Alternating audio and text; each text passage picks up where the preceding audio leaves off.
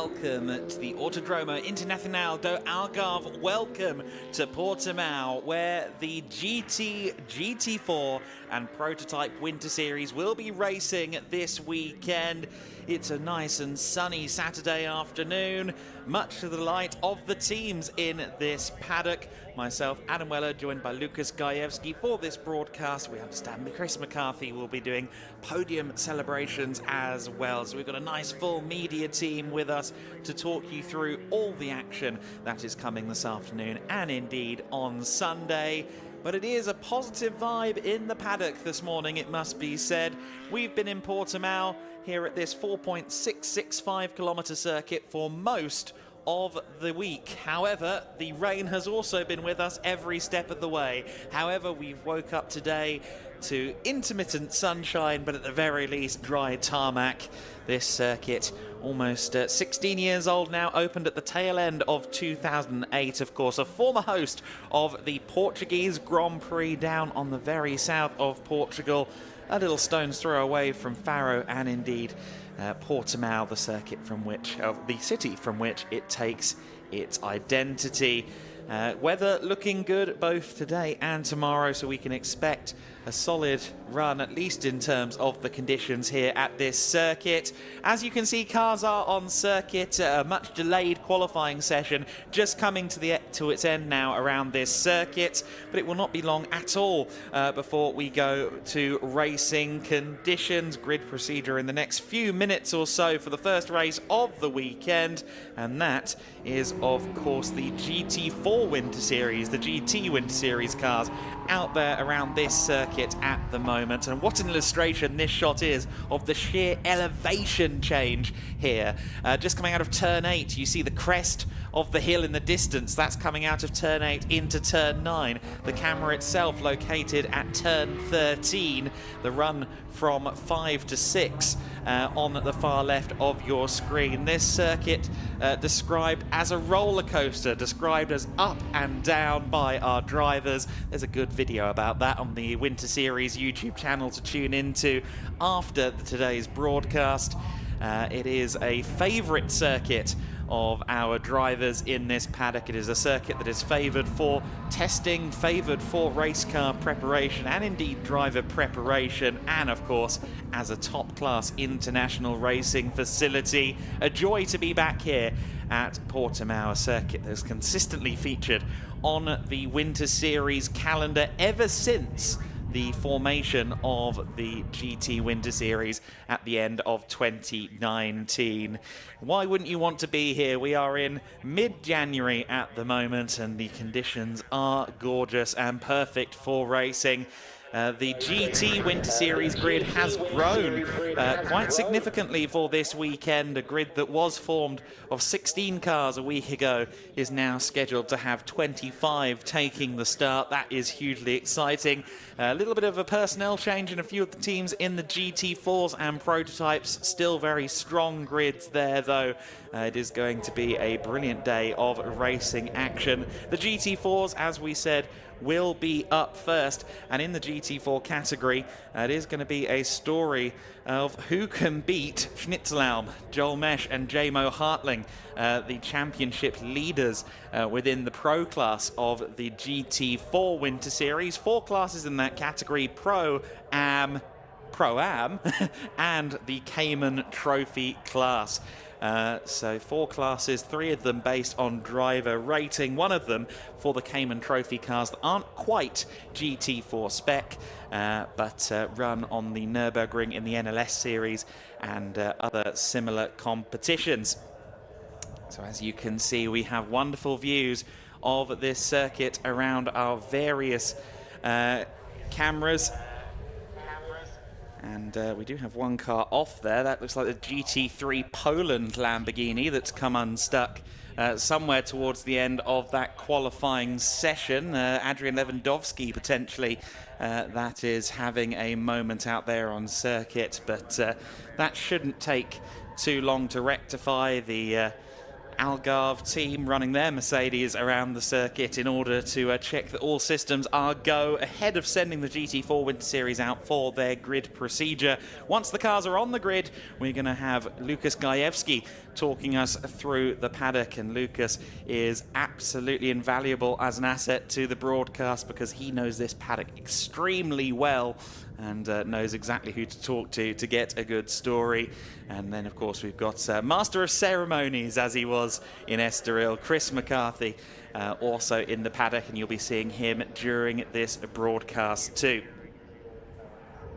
So on the grid for GT4 Winter Series Race 1, we're going to have, again, a nice variety of British cars, largely, at the front of the order. I've heard a lot about British invasions in this paddock over the last few weeks, what with myself, Chris, and the entire Alpha Live crew here in sunny Portugal at the moment. But as you can see, the good news is the cars are heading out onto the circuit for this first GT4 Winter Series race of the weekend. If you did not join us in Estoril, the format for this category, 2 sprint races of 30 minutes apiece, and then an hour-long enduro on Sunday afternoon. So this will be an all-out sprint race. If you're familiar with the categories, the likes of the GT4 European Series or ADAC GT4 Germany, the GT4 class of British GT, whatever you are familiar with, you will know that GT4 is often quite the thrill ride when it comes to wheel-to-wheel, often fender-to-fender racing. And when the race length is reduced down to 30 minutes, that can sometimes amplify. We had a truly fabulous battle in race 1 at Estoril a week ago in almost exact opposite conditions to the ones we are presented with here this afternoon. It was Jamie Day for Fawcetti Motorsport that took the first ever win in GT4 Winter Series history. That was for Fawcetti Motorsport, the team, upstart new team based out of the Snetterton circuit in Norfolk. Their very first race entry and their very first race win to go along with it. Jamie Day will be starting from P2 on the grid in this race. So we look forward to seeing how he does in this one. Always fireworks with Jamie Day up there at the sharp end. Always a very fun driver to watch. And we are anticipating another scrum at the front of the order. Of course, at one point we had Leandro Martins for Racar Motorsport going from 4th to 1st, coming out of the Gancho chicane, among many other incredible racing sequences that we had from the GT4 cars last time. There's one of the newly entered BMWs heading out onto the circuit. We've got a couple of extra BMWs this weekend. The Hofer Racing by Bonk Motorsport entry. I think that is the car coming out now, the 127 machine. And we've also got the 187 of FK Performance, the team that enter Bruno Spengler and Louis Stern in the GT Winter Series, bringing a GT4 car along as well this time. And I understand it will be Rihanna O'Meara Hunt to take the start in the car this time. Rihanna, the New Zealand-based driver, she's making her first ever appearance in a BMW GT4 car this weekend. So she's excited for that. I understand she's driving an M4 GT4 at the Dubai 24 Hours next week as well, so she's going to get very used to Bavarian machinery very, very quickly indeed. So then first cars coming to the grid now, and once this grid procedure is completed, you can expect the race to get underway in fairly fast fashion. We have had a slight delay to the program with a red flag in qualifying. Understand all parties okay in that, but nonetheless red flags were displayed around the circuit. And we can now fully focus on the GT4 Winter Series. It's time for race 1 of our weekend.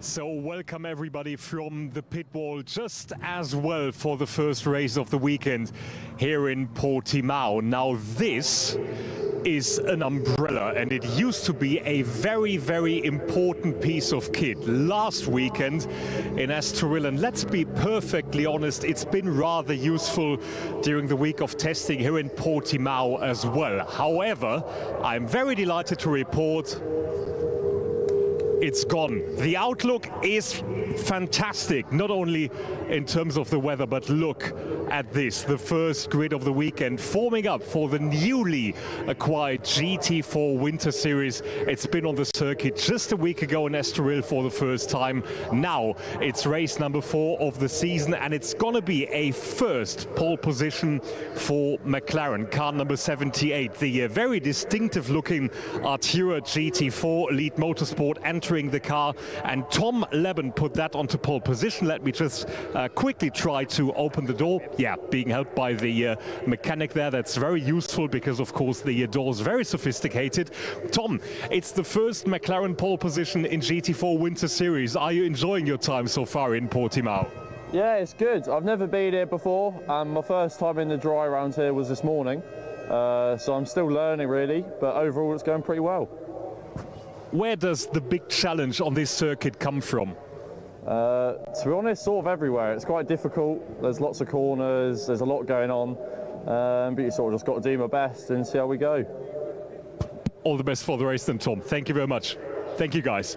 So that's your pole sitter. That's Tom Leben in the number 78 McLaren. Of course, Zach Meekin will be in this car for the second race of the weekend, starting the day of action tomorrow on Sunday. Of course, everything's going to be live just as well. This is one of the cars that also featured at the top end of the grid last weekend.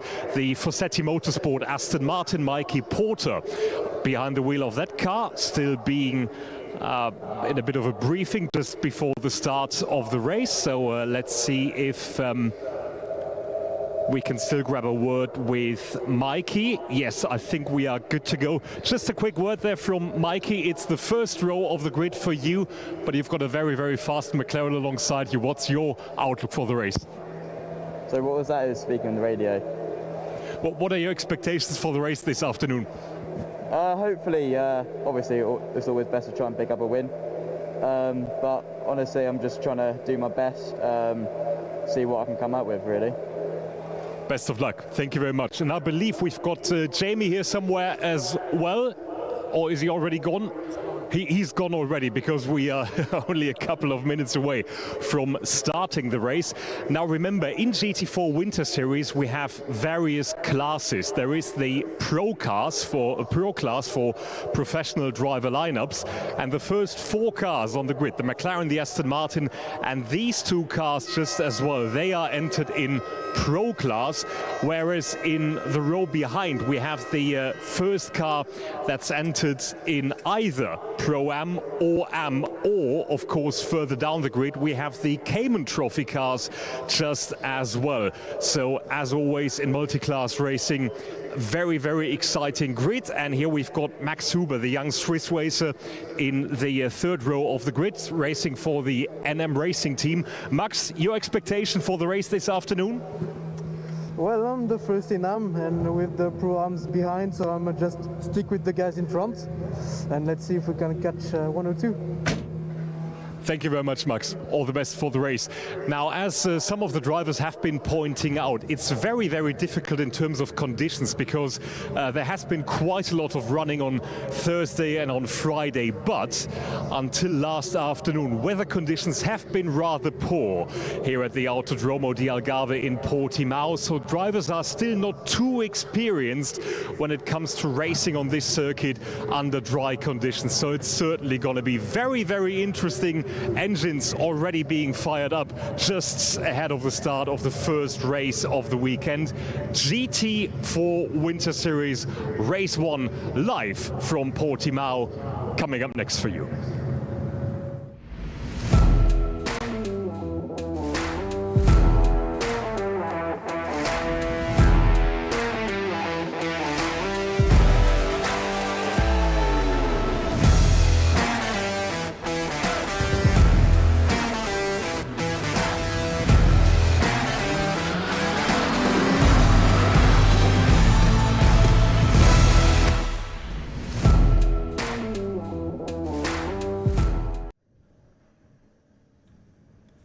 So then cars on the grid. Grid is clear. We are about to go racing for the first time this weekend in the GT4 Winter Series. 30 minutes of racing scheduled for you here. As you can see, the lights out on top of the gantry. I believe that means we will be rolling on the formation lap within the next few seconds. Everybody just as keen as we are to see the first racing action of this weekend. And as alluded to by Lucas Gajewski down there in the grid area, it is going to be all pro cars towards the front of the order. Not always a guarantee.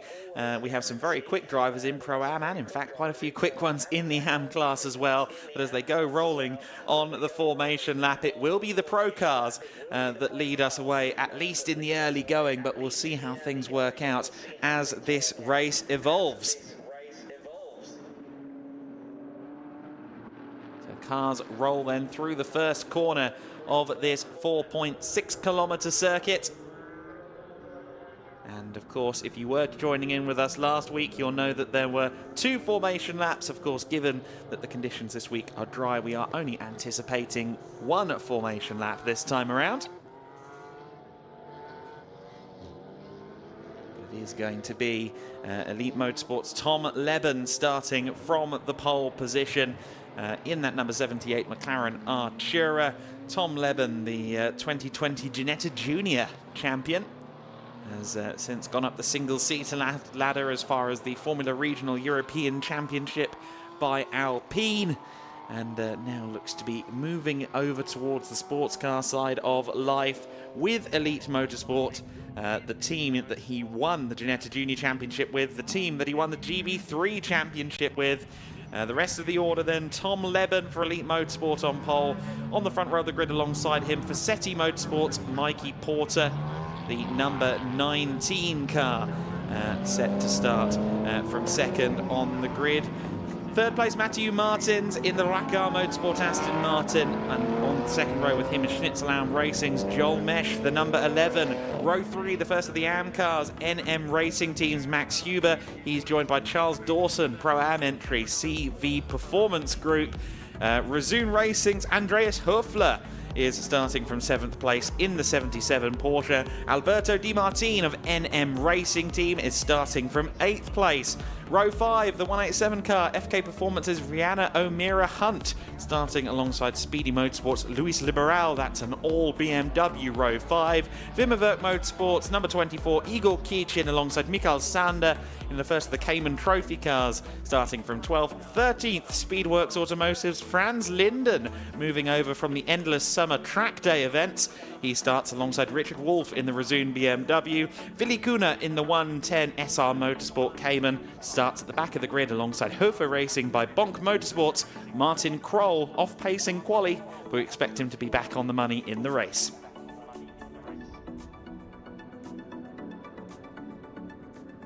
So then 16 cars lined up and ready to start the first GT4 Winter Series race of the weekend.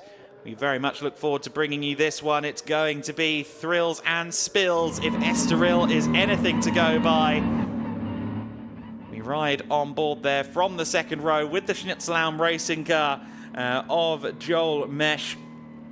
He has a grandstand view as we head towards the grandstand. Good to see some fans in there as well. Free access to these events. And certainly a free show is sometimes the best. The GT4 Winter Series will prove that then as we go racing for the first time this weekend. It is the Elite Motorsport McLaren on the front row with Tom Leben at the wheel that does not lead it into turn 1, because look at the Forsetti car, a brilliant start, very, very wide through the first corner though, taking track limits to the nth degree there. Mikey Porter side by side as they go through turn 3. Some cases 2 or 3 wide there. That was Richard Wolff trying to go around the outside of Mikael Sander.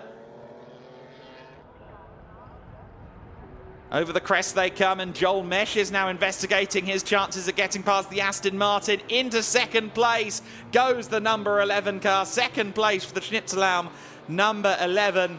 So Joel Mesh up to P2 already, and now pursuing the Elite Motorsport McLaren.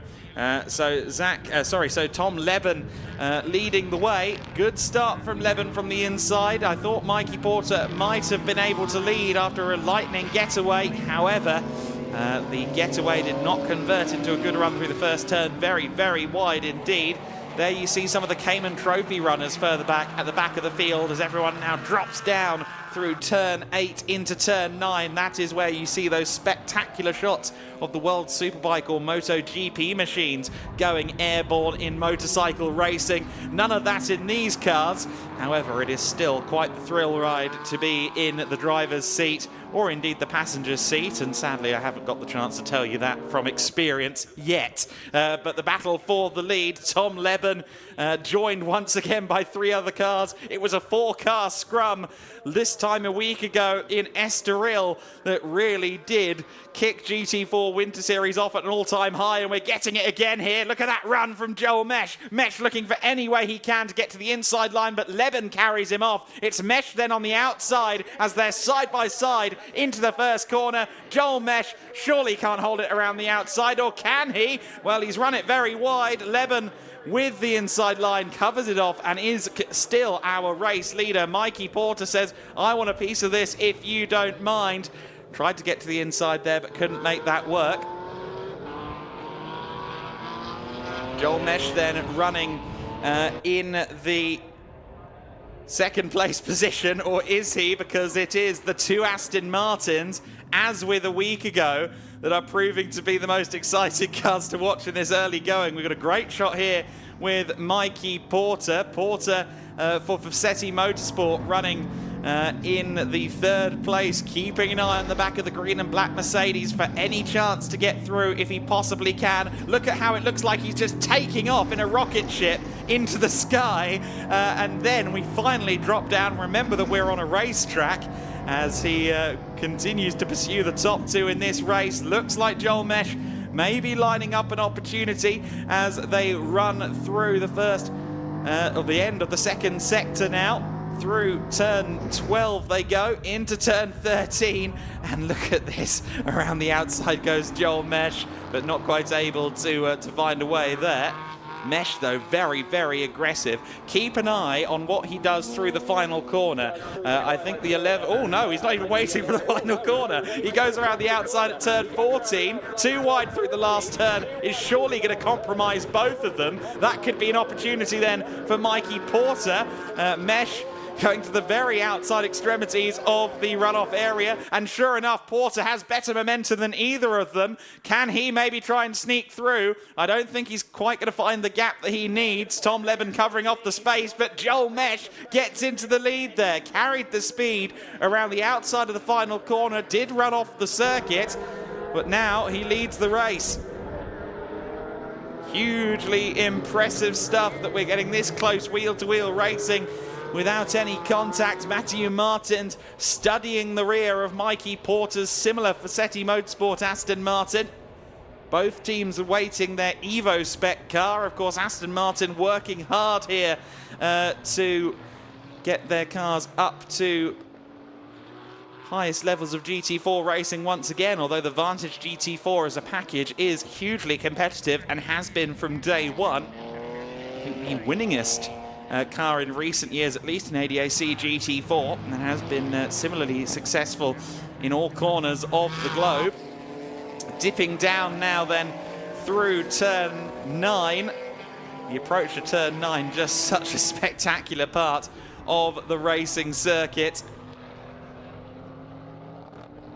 And there you see the Mercedes, I should say, running in tandem there. Max Huber leading a good Aston Martin pack towards the middle of the field. He leads in AM class, 6th overall. And it is a Mercedes that leads the way in the hands of Joel Mesh. There is Mesh then through the penultimate corner of the lap in a GT3 car. This is almost flat. I'm not sure about a GT4. Of course, you approach it with less speed, but you also have less aero. I somehow doubt it's flat out, but Perhaps I am wrong about that. Mikey Porter certainly flat out down the main straight, trying to go to the outside line once again. Can he make it work? Certainly Tom Leben hasn't had a moment to breathe in this race. He breaks a little bit later there than Mikey Porter, squeezes him out onto the runoff area. And Tom Leben retains second place for the time being. Leben from Porter, from Matthew Martins, your top four in this race. Andreas Höfler doing a very good job up into 5th place overall as well, as the Astons get a little bit too close for comfort there.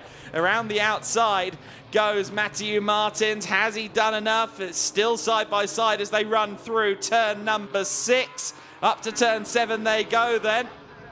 And the two Astons still at lockheads, but the inside line with Matthew Martins, surely that's going to count for everything. And yes, it does. Up into 3rd place he goes. Porter was trying to attack the McLaren and ends up being attacked by his fellow Aston Martin, but he's right back on it around the outside at turn 9. They're still side by side through 10 and 11. And Porter with the inside line may cover it off for a moment, but I suspect that Matthew Martins is going to be right back there with him any moment now. Yes, sure enough, they're still side by side. Porter tries too hard there around T12, runs it very, very wide indeed. And Porter demoted to 4th place. Matthew Martins then taking advantage. Great sequence between the both of them there. But Matthew Martins ends up with the success story on that occasion. However, there are still 22 minutes and 30 seconds of this 30-minute race left to go. No pit stops in this, of course. It is just a run to the flag directly. Andreas Höfler just coming across the crest of the hill there in 5th place. He's your Pro-Am leader, but he's under pressure from Max Huber in the battle for 5th, 6th, 7th, 8th and 9th. So all of these cars fighting each other. It's a Pro/Pro-Am scrap. At the back of the scrap there you see Rianne O'Meara Hunt in the newly entered FK Performance BMW. So she and the car new for this weekend. Then you've got the familiar NM Racing Team Mercedes-AMG GT4s sandwiching the grey and gold entry of Charles Dawson. That is the CV Performance Group machine. Dawson being coached by Seb Morris, being co-driven with Emil Yerdrum, of course. To the inside line, though, goes the 15 car. And it is the 15 car of Alberto Di Martin there, but Alberto Di Martin is actually a lap down according to the timing screen. So Di Martin, at least on the timing screen, is a lap down, although that's now corrected itself. I think he might have a transponder issue then. So that explains why it isn't the 187 car there at the back of the queue. I did think it didn't look like the right livery. There's O'Meara Hunt just going over the crest of the hill now. So the 15 car is running in P8, albeit with a transponder issue. Alberto Di Martin is there in the NM Racing Team car fighting for position. I thought he might have been trying to make a lunge while being a lap down, which I was not sure about at all. Making a move for 2nd place, meanwhile, is Matthew Martins, and I don't think they made contact, but they were very, very close to it as they came through the final corner. The nose cut off the Aston Martin there by the McLaren of Tom Leben. Leben for Elite Motorsport then continues to lead as they come across the line in this battle for 2nd place. Of course, our true leader Joel Mesh some 3 seconds up the road already. Mesh has his eye in a big way here. Matthew Martin to the inside. Is he brave enough? Well, he almost was. Oh, a bit of a nudge between the two of them there. A little bit of a helping hand, a little bit of a knock on the door there from Matthew Martins to Tom Leben. I think Matthew was just saying, you can take some more apex speed if you like. I don't think there was anything malicious behind it. Tom Leben going defensive then into turn 5, the hairpin corner with the magnificent tower overlooking this section of the circuit. Leben choosing his spots wisely here. He has the inside sewn up for turn 7, and it's all important through this section of circuit. Very challenging corner, invites you to take more speed than you really can, I feel. Matthew Martins Trying for the outside at turn 9. That, of course, converts to the inside for T10, so that's always the way to go if you can. Mikey Porter, again, with some excellent camera work from behind in the battle for second place. He's going to try and get involved here as they dip down through turns 10, 11, and now through 12. It is still the low-slung McLaren Artura that leads the Astons, or is it? Because Matthew Martins is up the inside line. Martins moves up to second place. Now Mikey Porter looking for his way through. Has he got the inside line? Well, he does, but not enough to really take the inside with any authority. But Matthew Martins is into second place, and here comes the Aston. No, never mind. Mikey Porter briefly looking to the inside line, but again, Tom Leben managing to cover it off, and I think Porter thinking better of it. Mesh across the line then with a big lead. That gap is now out to 5.3 seconds, and oh goodness me, it's close between Leben and Porter.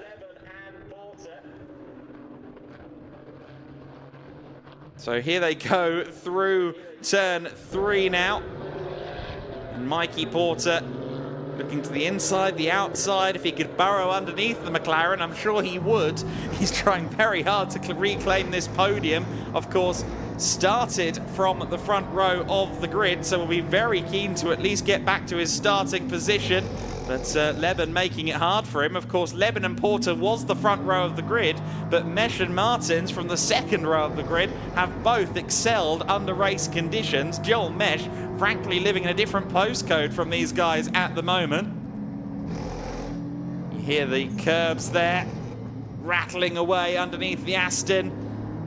You see Leben there on the inside, just again covering off, making sure his car's in the right position, really schooling Mikey Porter here. Mikey taking notes here, Racecraft 101, but Mikey knows his stuff as well around the outside at turn 11 as we now dip back downhill. Still the McLaren is there on the inside, but Porter has the line surely. Oh no, still carrying more speed is Leben. Of course, he can see a bit more out of the right door than we can, out the right window than we can, but for a moment there I thought that Tom Leben had fallen behind Mikey Porter, but right now the Fassetti Motorsport McLaren is still there behind the Elite Motorsport McLaren. The Fassetti Motorsport Aston Martin, I should say, to correct the record. Both of them take far too much speed through the final corner.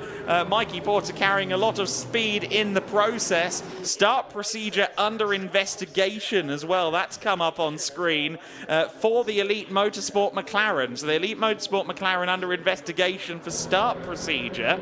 We'll have to see what comes of that. Around the outside then goes the 19 car, and Mikey Porter, this youngster, is not lacking in the ambition department at all. He was telling me earlier in the week that he and Jamie Day are forming a good bond together as teammates.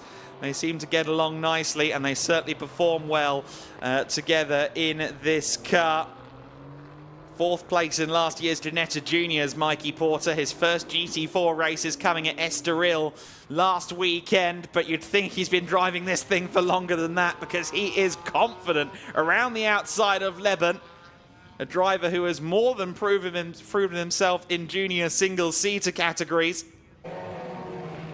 Was very impressive at times in the GB3 Championship, and well, two drivers new to GT4s with different backgrounds, and it is Mikey Porter now into third place. Mikey Porter in the 19 car, then up into P3 through 10 and 11. Now through turn 12, and Porter just covering off the inside, but has he gone too deep into the corner? I think he may have done. If he gets the momentum, he may just be able to cover off the inside at 13. I think he's done enough there. Got the car out of the corner well enough to hold on to third. Yes, he has, but it is very close running between these parties in the battle for third place. Matthew Martins has now distanced himself from this scrap. He's 2.5, I think more like 3 seconds clear now.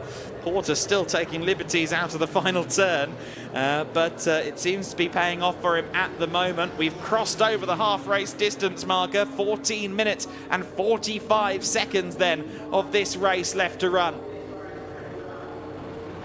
There's the battle for 5th place then. Max Huber still leading in the AM class, just ahead of the Pro-Am leader, Charles Dawson. Andreas Höfler, meanwhile, is coming into pit lane. Now, that doesn't happen in this race unless there's an issue. So Andreas Höfler in the 77 Resoon Malvern Racing Porsche Cayman, clearly was some sort of issue. Richard Wolff then in 2nd in the AM class, or 3rd in the AM class, I should say, chasing Alberto Di Martin there as well. That's a good scrap further back, but the battle for 3rd overall still the apple of our collective eyes at the moment. Now Leben back on the offensive after several laps of perpetually running with his elbows out. They go through the flat out turn 9, have to set themselves up nicely for turn 10. You want to be on the inside into 10, drift wide, square up turn 11, try and get as good of a run back down the hill as you can, as you then make your way through turn 12. And as soon as turn 12 comes, 13 follows. You have to be so careful to make sure you get the braking right through that corner. We have a drive-through penalty appearing on the timing screen now. The number 78 car for start procedure infringement. I did say there was an investigation on the 78 McLaren. It's now got a drive-through penalty. Tom Leben has to come through the pit lane in the next couple of laps then. A drive-through because of start procedure. That is really unfortunate for the McLaren Artura driver. Now, was that just marbles flying there, or was it carbon fibre? Luis Liberal was trying to get to the inside there of Mikael Sander. And Luis Liberal was trying to find a way through. However, he got cut off at the pass. I'm hoping it was just tyre marbles as opposed to carbon that came off the BMW there, but certainly a close scrap here. This is for 10th overall at the moment, with the Wimmerwerk Motorsport Cayman now on the inside. Here comes Igor Kichin then. And a good move from the youngster, just his 2nd weekend in car racing. And he moves himself up into what will be 11th place in the race then. Igor Kichin up to P11. He is looking to try and make up for some lost time, I think, because at Estoril he really didn't get many chances to race. DNFs in 2 races for the Wimmerwerk Motorsport crew. Neither he or Ivan Ekelchik really had a fair run at any point at Estoril, but good to see Igor Kichin getting in amongst it. The battle in AM still looking intense as well, as Richard Wolff continues to investigate Alberto Di Martin for 2nd in AM. There's the AM versus Pro-Am leaders battle, and then there's 2nd place in AM, the big BMW all over the back of the Mercedes AMG GT4. Of course, Alberto Di Martin once again sharing this car with the team boss, as it were, Neil Montserrat. Alberto Di Martin simply sees him as a friend, but he is also team boss at the NM Racing team, and it's great to see Neil Montserrat back into racing. The 77 Porsche apparently did a tyre change on the rear left, Lucas Gajewski is telling me. So there may have been a tyre down on the Resoon Racing Porsche. The next question would be a tyre down because of failure or a tyre down because of contact? Well, we don't know, but we know that Andreas Höfler has well dropped down the order as a result of it. Richard Wolff then in the number 81 car, the Resoon BMW, the teammate then to Andreas Höfler. We ride on board with Alberto Di Martin of the NM Racing team. You see the battle between the 2 Mercedes up ahead, and it looks like Charles Dawson is potentially up ahead now of Max Huber, just ahead of them in the battle for 5th overall. But Alberto Di Martin doing what he can to stave off the advances of Richard Wolff. This car having a transponder issue at the moment, so actually running in 7th place, but showing up on the graphics variously as further down the pack because the transponder has stopped working. Now, what about this drive-through then for Tom Leben? Will he serve it this time around? The fourth place car, Tom Leben, is owing us a drive-through penalty at this stage. The yellow McLaren has been all over the back of Mikey Porter as we continue to see that battle for fifth overall between the Mercedes. I think the McLaren may have popped towards the pit lane. Yes, indeed. The Elite Motorsport McLaren is in then to serve its drive-through penalty. Now let's keep an eye on these two Mercedes. Where will the McLaren come out relative to the pair of Mercedes? It's a fairly lengthy pit lane. There goes the McLaren Artura. You see the drive-through 78 being flashed at top of the pit at the start line gantry. McLaren now heads back out onto the circuit, and I think it's going to drop out maybe somewhere just ahead of Rihanna O'Meara Hunt, so that will put it down to 8th position. There is the 78 car back out onto the circuit, and Richard Wolff with a big moment at turn 2. I think 2 into 1 tried to go through turn 2, the quite narrow kink, and it didn't really pay off. That was Richard Wolff getting into it with Alberto Di Martin, and Wolff came off worse there. This is the battle then for 4th overall, as it now is, because Tom Leben has, of course, come into the pits for that drive-through penalty. So 4th overall now being held by our AM class leader, Max Huber. Pro-Am class leader, Charles Dawson, following in P5. Luis Liberal has come into pit lane as well in the number 5 BMW. Apparently the tyre wasn't down on the 77 Porsche, by the way, just to loop back to that. Maybe just deg or potentially a slow puncture, maybe something I saw on the data, but the tyre itself wasn't down. So most irregular to do a tyre change over the course of a half-hour race. But that is exactly what happened down at Rezoon with their Porsche. Of course, the Rezoon BMW was the car in a spin just a few moments ago, so it isn't all looking up, really, for the Rezoon Motorsport crew, or the Rezoon More Than Racing crew, I should say. Max Huber under pressure from Charles Dawson. Then as they run through the final corner, Huber sets himself up for a good run out of the final corner. But Dawson, of course, with the advantage of the slipstream, may be able to edge a little bit closer into the first corner of the lap, flashing his headlights all the while. CV Performance Group cheering him on. Around the outside goes Charles Dawson. He was later and braver on the brakes. Around the outside and through into 4th place then goes Charles Dawson. Charles Dawson through into 4th position.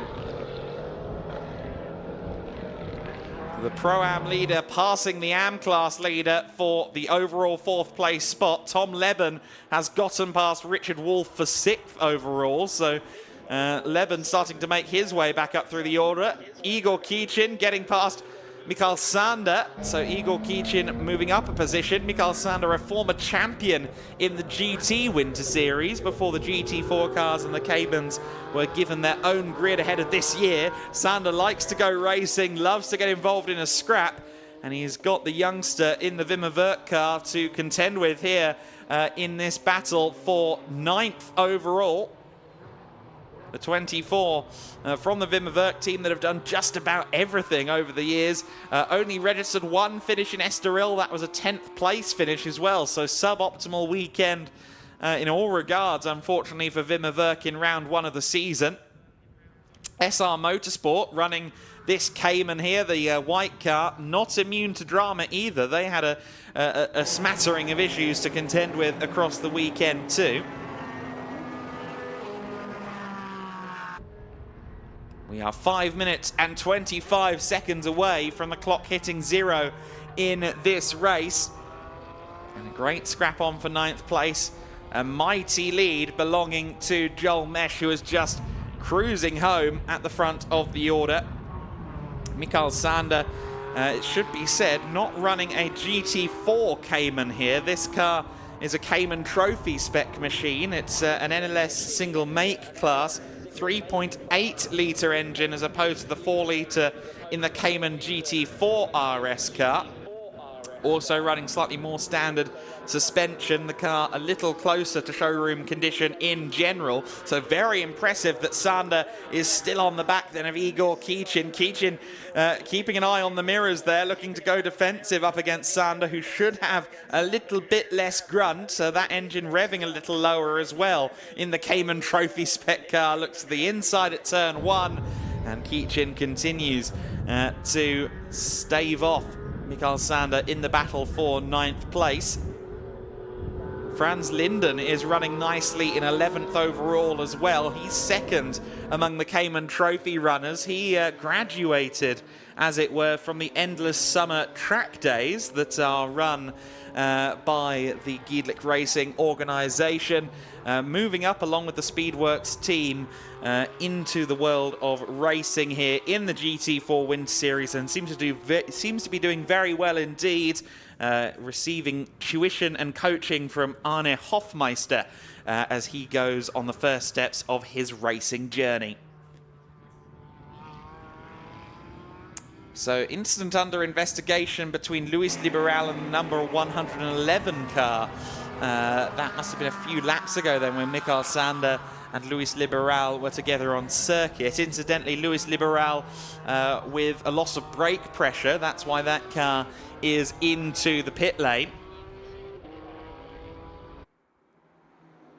So the car's dipping down through turn 12 as we rejoin them at 13. A bit of a lively rear end there on Sanders' car by the looks of it. Again, every time he closes in, of course, that long front straight is certainly more geared to the full-spec GT4 car. So the two cars looking pretty equal, although I'd say on the straight, certainly Igor Kichin should have the advantage.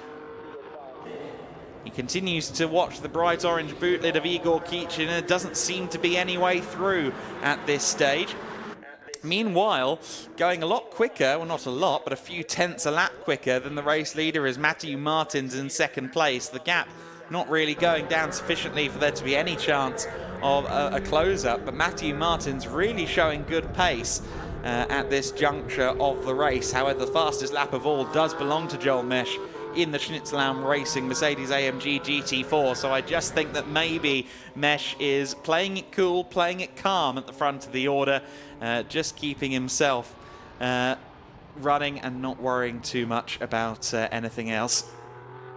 Tom Leben, meanwhile, I think maybe out there on circuit at the moment with Alberto Di Martine. I think they're pretty close when they crossed the line last time. This is Charles Dawson, however, still under pressure from Max Huber. So still the Pro-Am and Am class leaders are having a bit of a kerfuffle out there at the front of the pack. Now, Joel Mesh crossed the line I believe to start the last lap this time by, but it is going to be marginal as to whether this is the final lap or whether we get one more. Certainly Charles Dawson and Max Huber are going to be really hoping to get more than one more lap of their battle, because they've been having an absolutely fabulous scrap all race long.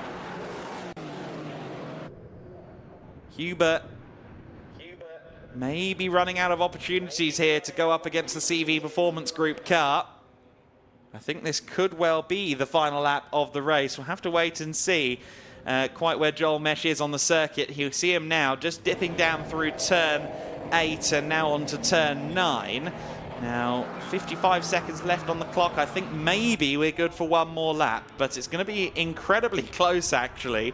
I think there might be something like 10 seconds left on the clock when he crosses the line.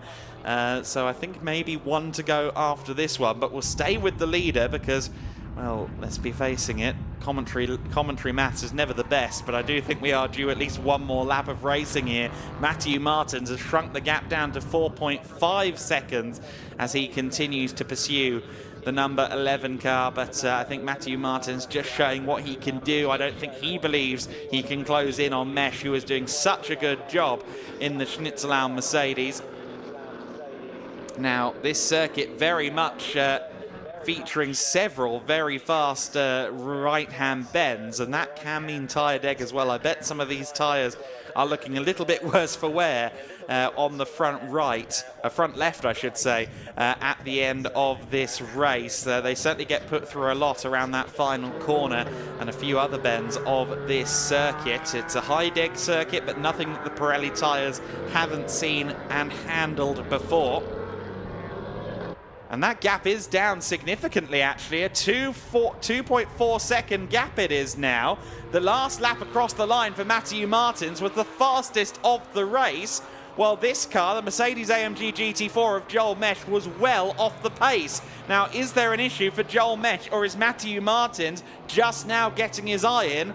Given that Mesh is off his own pace, I suspect it is the latter. Joel Mesh then through the final couple of corners. This gap has shrunk from 5 seconds to essentially nothing over the course of what, a lap and a half, 2 laps, and it's only shrinking further.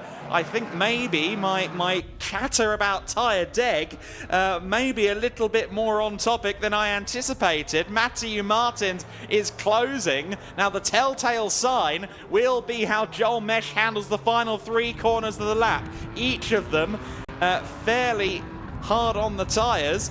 The last 2 corners very hard, specifically on the left front.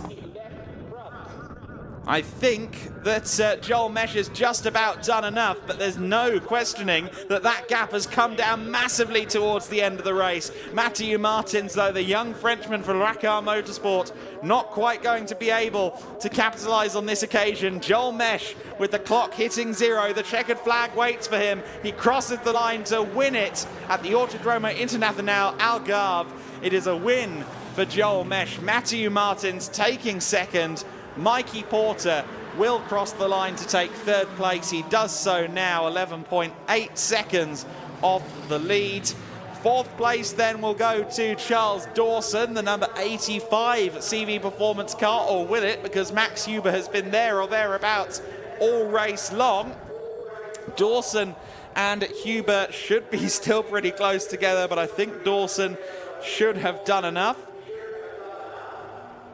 Here they come across the crest now, and it is Dawson that comes across the line in 4th place. 5th place to Hubert, 6th place to Leben, just going past our shot there for 6th position. Then it's Alberto Di Martin who will cross the line in 7th place. Richard Wolff crosses the line in P8.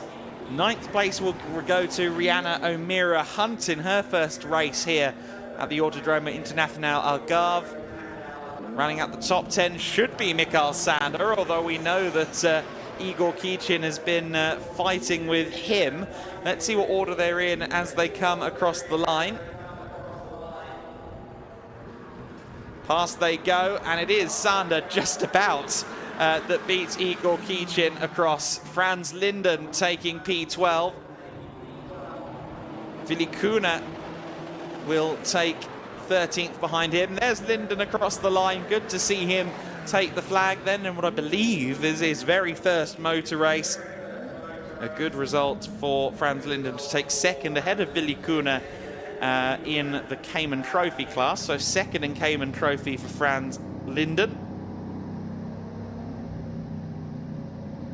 There is Mikey Porter then. On his cool-down lap, he'll be happy to have gotten a podium, but I think he'll be disappointed that he couldn't capitalise better from his front row grid slot.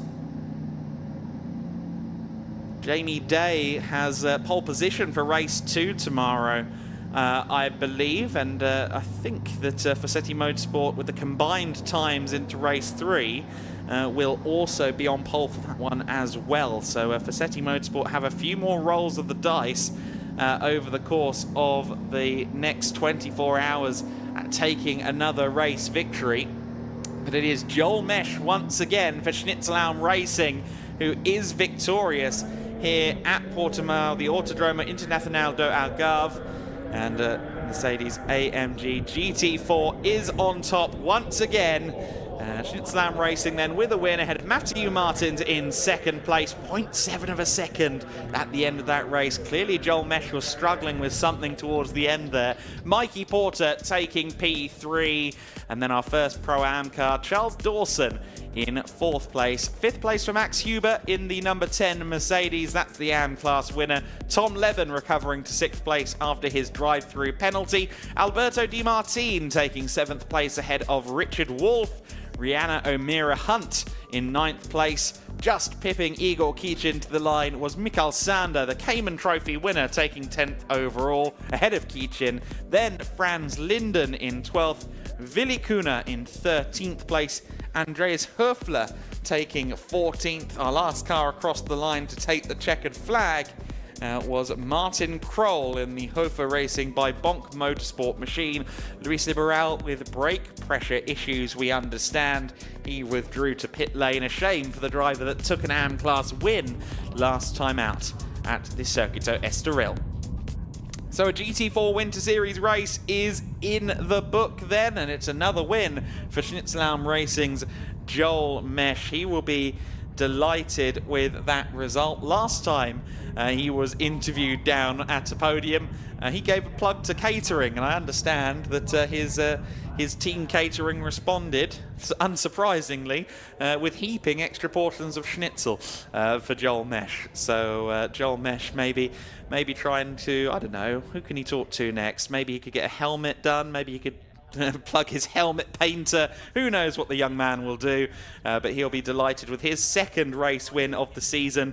Of course, he and his co-driver from last time, Jamo Hartling, securing the win in the endurance race on Sunday at Estoril. This time Joel Mesh is joined by Marcel Maršovics in the GT4 Schnitzelam Racing entry, so it is a slightly different driver lineup this time. Maršovics was always supposed to be at Estoril, but travel issues got in the way of that.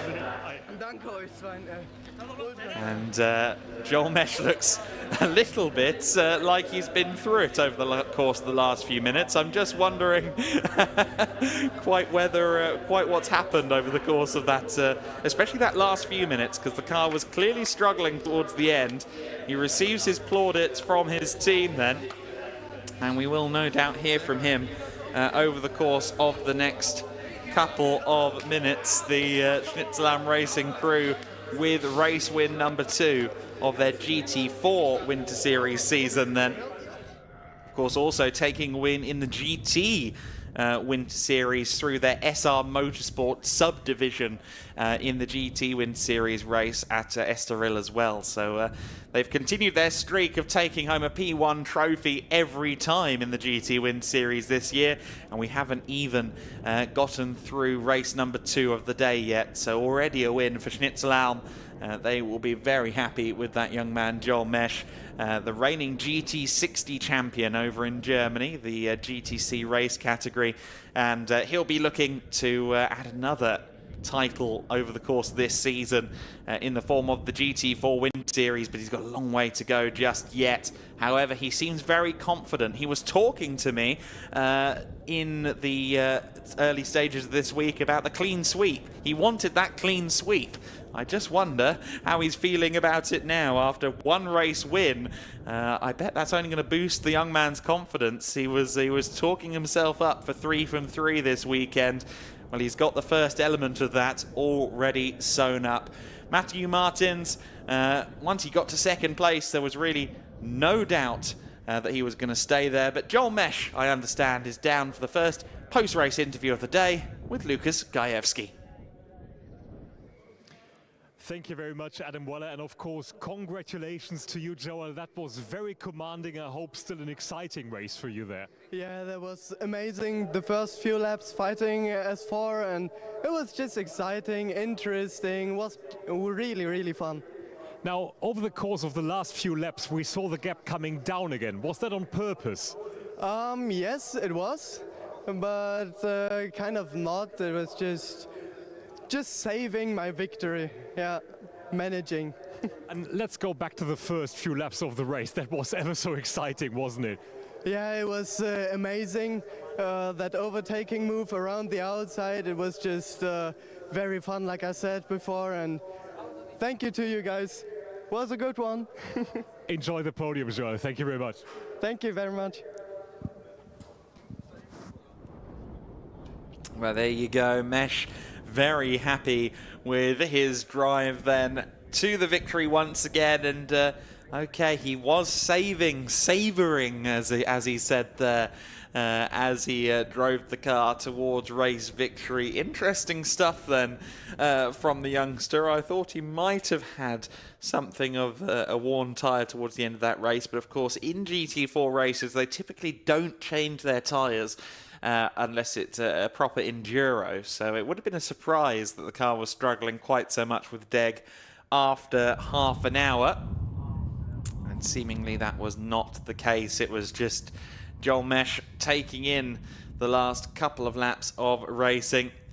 Does look like someone's laid some oil down on the circuit earlier in the day. That's been there since we kicked off this broadcast. I'm not quite sure from what that fluid is, but evidently there has been a little bit of leakage on the circuit, maybe only adding to the challenge. A lot of challenges for the engineers, for the drivers to contend with alike, because all of their data prior to, well, today was wet weather data, and as far as we know, there is no more wet weather to come this weekend. So it's almost the polar opposite of what we had at Estoril a week ago, where it was dry right up until the first green light went out on the first race of the day.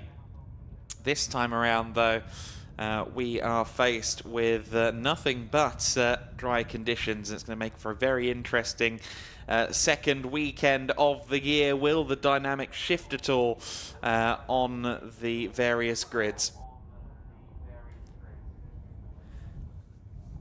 And as we continue to look over the circuit, then we can, in just a few moments, reflect upon the race that was in the GT4 Winter Series. A great way to kick off our broadcast on this Saturday. So then as the race got underway, it was Tom Leben in the lead, but he didn't get the best run down to the first corner. Joel Mesh taking advantage early on. Of course, Tom Leben ultimately judged to be in infringement of the start procedure. Mesh would get through into the lead, and once he did so, there seemingly was no turning back. The Aston Martins would start to make life very hard for the McLaren driver, the number 78, Matthew Martins, giving the car a little bit of a kiss. Meanwhile, Mikey Porter was looking for any way past Leben that he could find in the battle for what was at this point third position. Porter around the outside, around the inside, but then Leben would have to come in for a drive-through penalty. And while that was going on, Alberto Di Martino and Richard Wolff got into it. The BMW driver, Richard Wolff, getting the worst of that situation. Charles Dawson found his way past Max Huber. That was a battle between the Pro-Am class leaders. Igor Kirchin would get past Michael Sander in the battle for 9th place overall. It was actually Sander that would ultimately come out on top in the Cayman scrap. So then we will have podiums over the course of the next few minutes. All the while, we will more than likely hear the engines warming up for the Prototype Winter Series that follows this race. You've got 3 races today here in the Winter Series package. The GT4s, the prototypes, and of course the GT cars, where you see the GT3s and the Cup cars blended together on one grid, and a very strong grid it is there as well. And we can now head to Chris McCarthy for the first time in this broadcast. He has, in record time, I must say, herded drivers to the podium.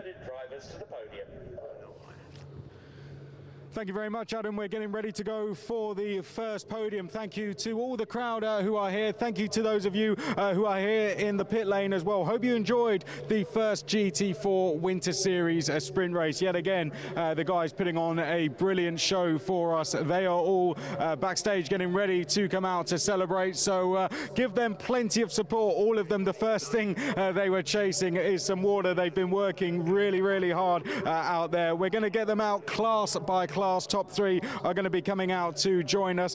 So let's start with our pro class. We're going to get our top 3 out in order. Let's start with third place, number 19, Mikey Porter.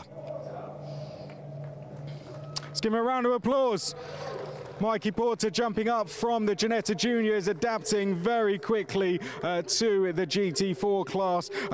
Finishing in second, just up the road in the number 9, was Matthew Martins.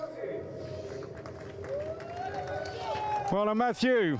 Regular to the podium now, as is Mikey as well, as was the man just ahead of him taking the win in the number 11 car. Please give a huge round of applause to our winner in race 1, Joel Mesh.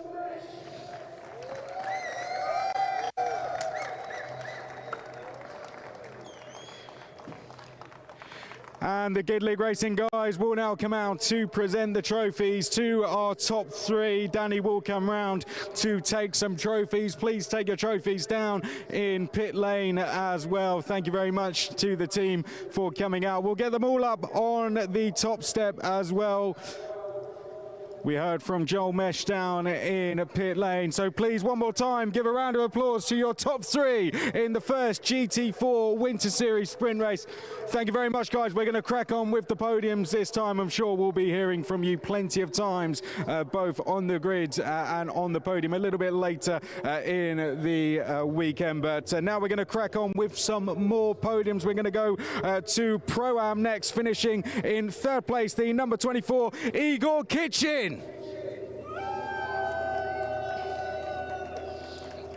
Well done, Igor. And finishing in second place, someone new to the series for this round this season. Please give a big round of applause for the number 187, Rihanna O'Meara Hunt. Round of applause, please, guys. Here comes Rihanna, straight onto the podium. Great drive here at Portimao, but taking the win in the number 85 in the first race for the weekend, the number 85, Charles Dawson. Congratulations to Charles. Fantastic stuff. Brilliant to hear. Let's get the Gid League Racing guys out now to present the trophies to our top 3, and Danny will present. Danny will get some pictures of them as well. We'll get them all up on the top step of the podium. I am going to see. Well done to our top 3. I'm going to have a very quick word with Charles Dawson, as we do have some time. So Charles, we heard from Joel Mesh down there. We didn't quite hear from yourself. How does it feel to take the win? Yeah, it's good. Yeah, improvement from last week. So, yeah, it was a nice fight with Max there at the end, and yeah, good fun. A little bit less grip than I was expecting, but no, good fun. Good stuff. Well done to Charles. One more round of applause, please, for our top 3 in the Pro-Am class. Congratulations to the guys. Okay, let's go to the Am category next. More great battles going on. They were really closely contested. Let's get our third place, first of all. The number 81, Richard Wolf. A round of applause, please, for all the drivers as they come out. Let's give them lots of support. Next, we're going to go to second place in the AM category for GT4. That went to number 15, Alberto De Martin. Well done, Alberto. And our winner in the AM category, having a fantastic season so far. And that continued in that race. Please put your hands together for our winner in the AM category, number 10, Max Hubert.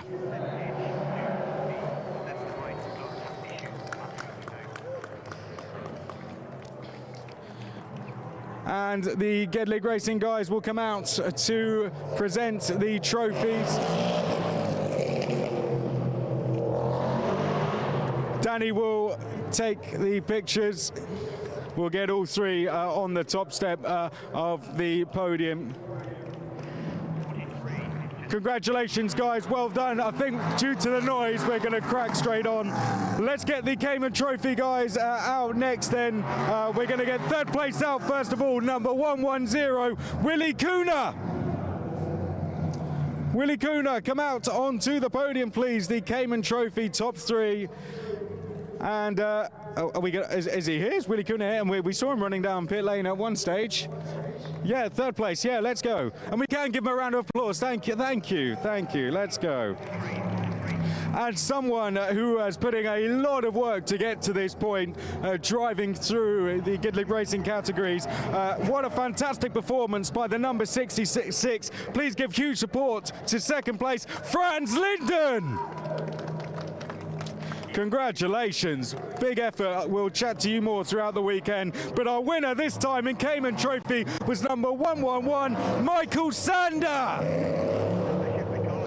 Michael Sander.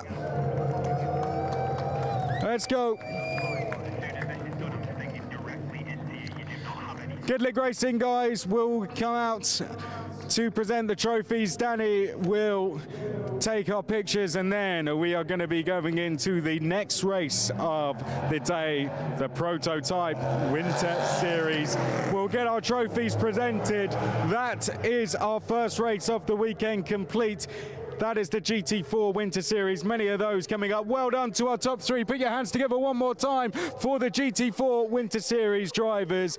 Coming up next, though, is going to be the first of 2 races of the weekend. Coming up next on track, it's the Prototype Winter Series.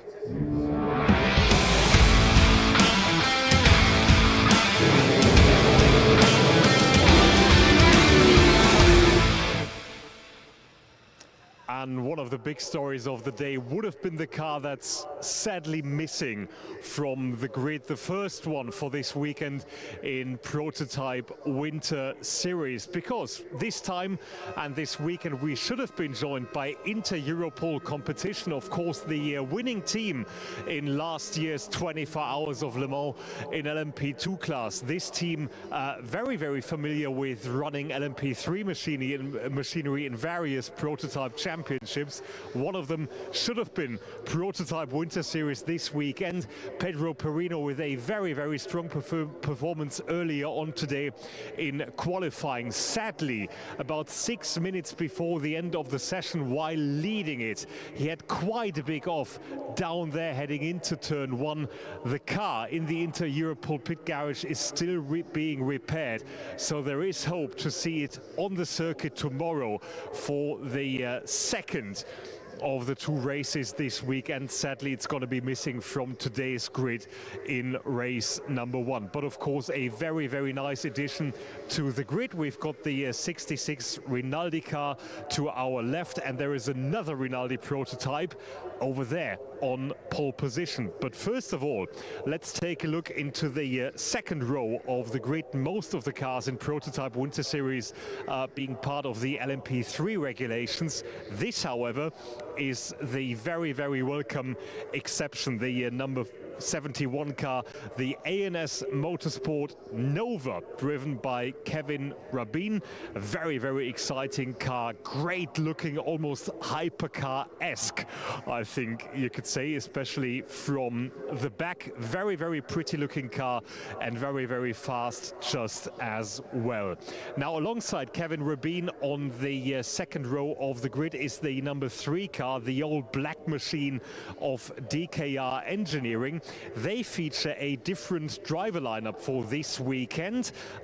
Just a week ago in Estoril, we saw a young German driver Lorenz Herr being part of that driver crew. He, however, has made his way to Daytona in even sunnier Florida, because he'll be taking part in the Daytona 24 Hours in about a week's time.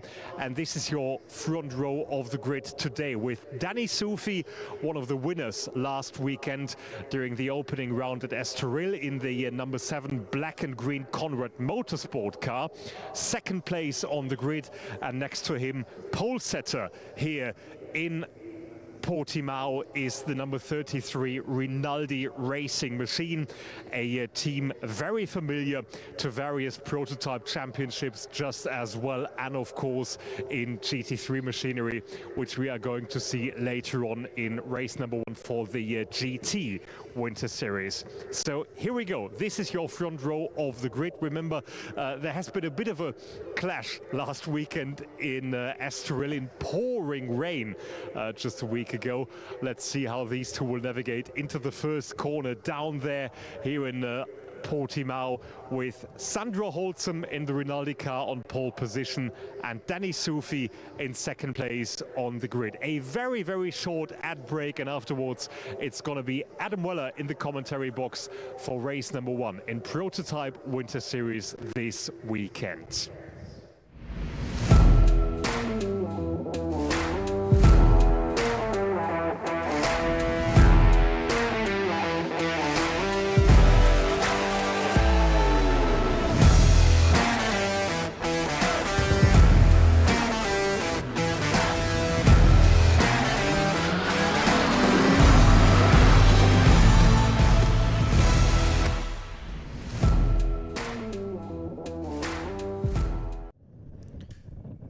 So then the Prototype Winter Series grid eagerly awaiting their formation lap for this race, and it will be Sandro Holzem leading them away from Danny Sufi. This is the exact front row, of course, from Estoril, and it did end, at least in the first race, in unfortunate circumstances last time.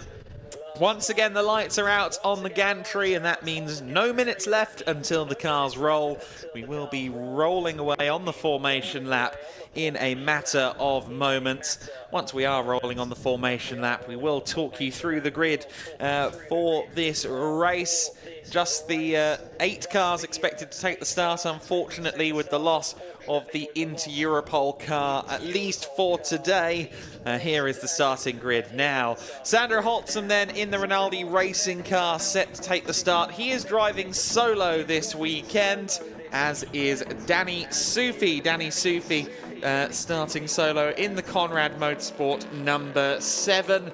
Third on the grid, well, it's the number 3 car, isn't that nice? Chris Short and Wyatt Brikacek starting from third on the grid. The 2 drivers from Inter-Europol, as a matter of fact, using the DKR Engineering Duquesne to get their eye in for the start of the year. ANS Motorsports, Kevin Rabin, that's the only non-LMP 3 car, the Nova NP02, starting from 4th with the fast young Swiss at the wheel. ANS Motorsports number 42 car, set to begin with Julien Lemoyne at the wheel. That car is in 5th place. In P6, the Rinaldi Racing 66 car, Steve Parrow, Daniel Kalvitz, starting from row 3 of the grid. And we understand that that will be Steve Parrow starting the car. In 7th place, Muller Motorsports solo driver Bernardo Pinheiro, starting from P7th. No Inter-Europol, sadly, after their qualifying drama. And then Liam Maurer and Charles Delbracin will be taking to the back of the order in the Racing Experience number 12 car, and I'm sure that team mascot Zimba is there helping the team along as well. It will be Liam Maurer taking the start in that car. Okay then, so we are about to go racing for 50 minutes plus 1 lap. We are very excited to see what will come of this race. We've seen Danny Sufi tussle with Daniel Kalvitz already this season. That was a spectacular opening salvo to race 2 in Estoril. We are now here in Portimao, and we'll see whether he can match up to Sandro Holzem, who has had a recent experience, of course, in GT3 cars in the DTM. Now, the safety car has stayed out there for a second formation lap, which is quite a surprise. Usually that indicates wet conditions or something of that nature, but we've given them 2 formation laps then in the Prototype Winter Series, which was not in my script, as it were, but that will give the drivers a little bit more time to bed in, get used to whatever tyres they've bolted onto the car on this occasion. In this championship, it is Michelin tyres for all comers, which brings it in step with a number of major championships throughout the racing world. Danny Soufi there in the Ligier then. Still quite new to see the Ligier in Conrad Motorsport colours. Conrad Motorsport for a number of years were the leading team with the Ginetta G61 LTP3, but that car has now been consigned to the workshop for the time being while they give a go at running the Ligier for the first time. There are still active Ginetta teams out there, and perhaps we'll see Ginetta before the end of the season in the Prototype Winter Series, which is building nicely in its first season of racing. In the next few moments then we will go to 2x2 formation ahead of the start of this race. And we will see whether or not current championship second place runner Danny Soufi can put himself into the championship lead. Coming into this weekend, it's Tom van Rompuy and Lawrence Herr that lead the championship in Prototype Winter Series. However, of course, they're not here, principally because the DKR engineering machine has 2 new drivers at the wheel, so it's a great opportunity for Danny Soufi to perhaps become championship leader. However, he will want to focus primarily on getting a race win, and Sandro Holtzum is the main obstacle in his path. Also an obstacle in the path, pit stop handicaps. Driver lineups with silver or gold combinations have to spend longer in the pits during the window. We'll talk about that as it becomes relevant during the pit stop window. But for now, the cars are rolling towards the start-finish line, and we are going to go racing in the Prototype Winter Series for the first time at the Autodromo Internacional do Algarve. They idle, and they go full throttle. And what a difference that makes to the sound in this general area of Portugal. It is Sandro Holtzum that leads into the first corner then. Nicely covered off in the early stages. Danny Soufi right there behind him. Looks like a fairly poor start there from the other ANS car, the 42. Of Julien Lemoyne, being swallowed up back to 5th place there, being pursued by the Molnar Motorsport 18 car, which has new personnel in it in the form of Bernardo Pinheiro and Rodrigo Almeida.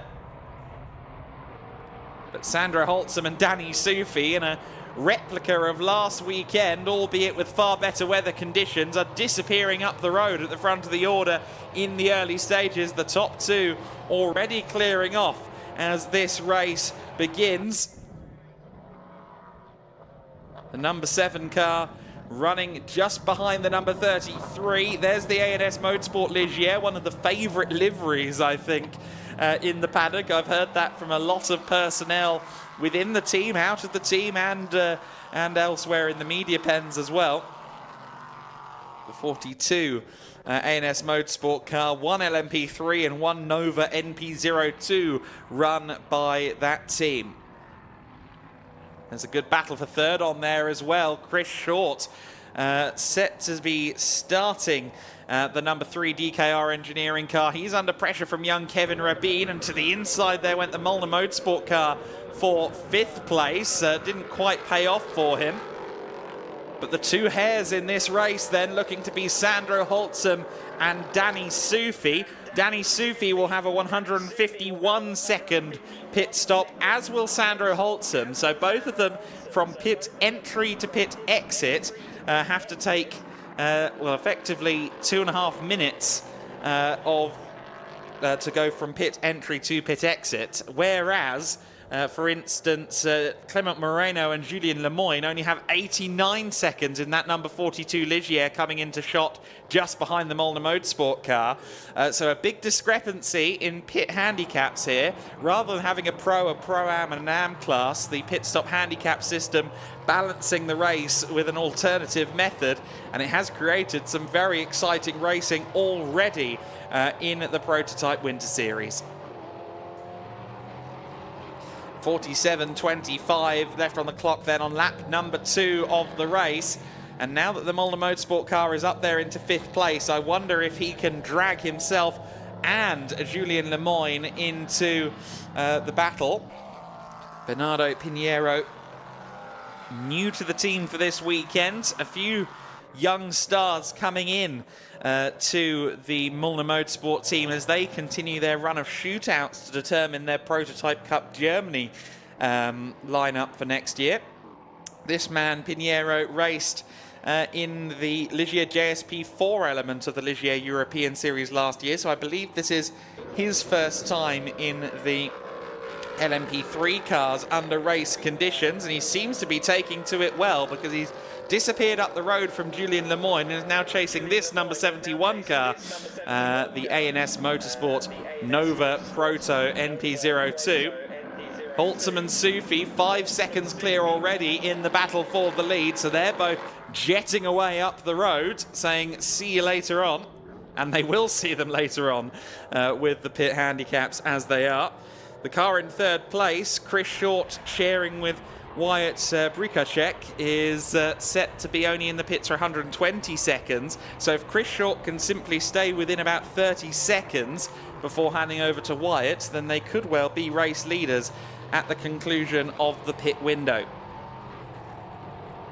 Sufi then running nicely in 2nd place. We already saw him holding off Daniel Karlwitz for Conrad Motorsport a few mere days ago. And being able to keep up with someone like Sandra Holtzem is a further proof of concept for Danny Sufi, who gets a lot of faith and has been really working hard along with Conrad Motorsport to bolster his racing career in LMP3 cars as well as in GT3s on the Nordschleife. There is the distinctive green and black machine. Such an imposing looking racing car, but these LMP3 cars in general, some of the most spectacular racing machines that you can find on the global racing scene, certainly up there for pure thunder, as you will hear as they come down the start-finish straight. Number 7 car just a second behind then as they cross the line to complete lap number 3.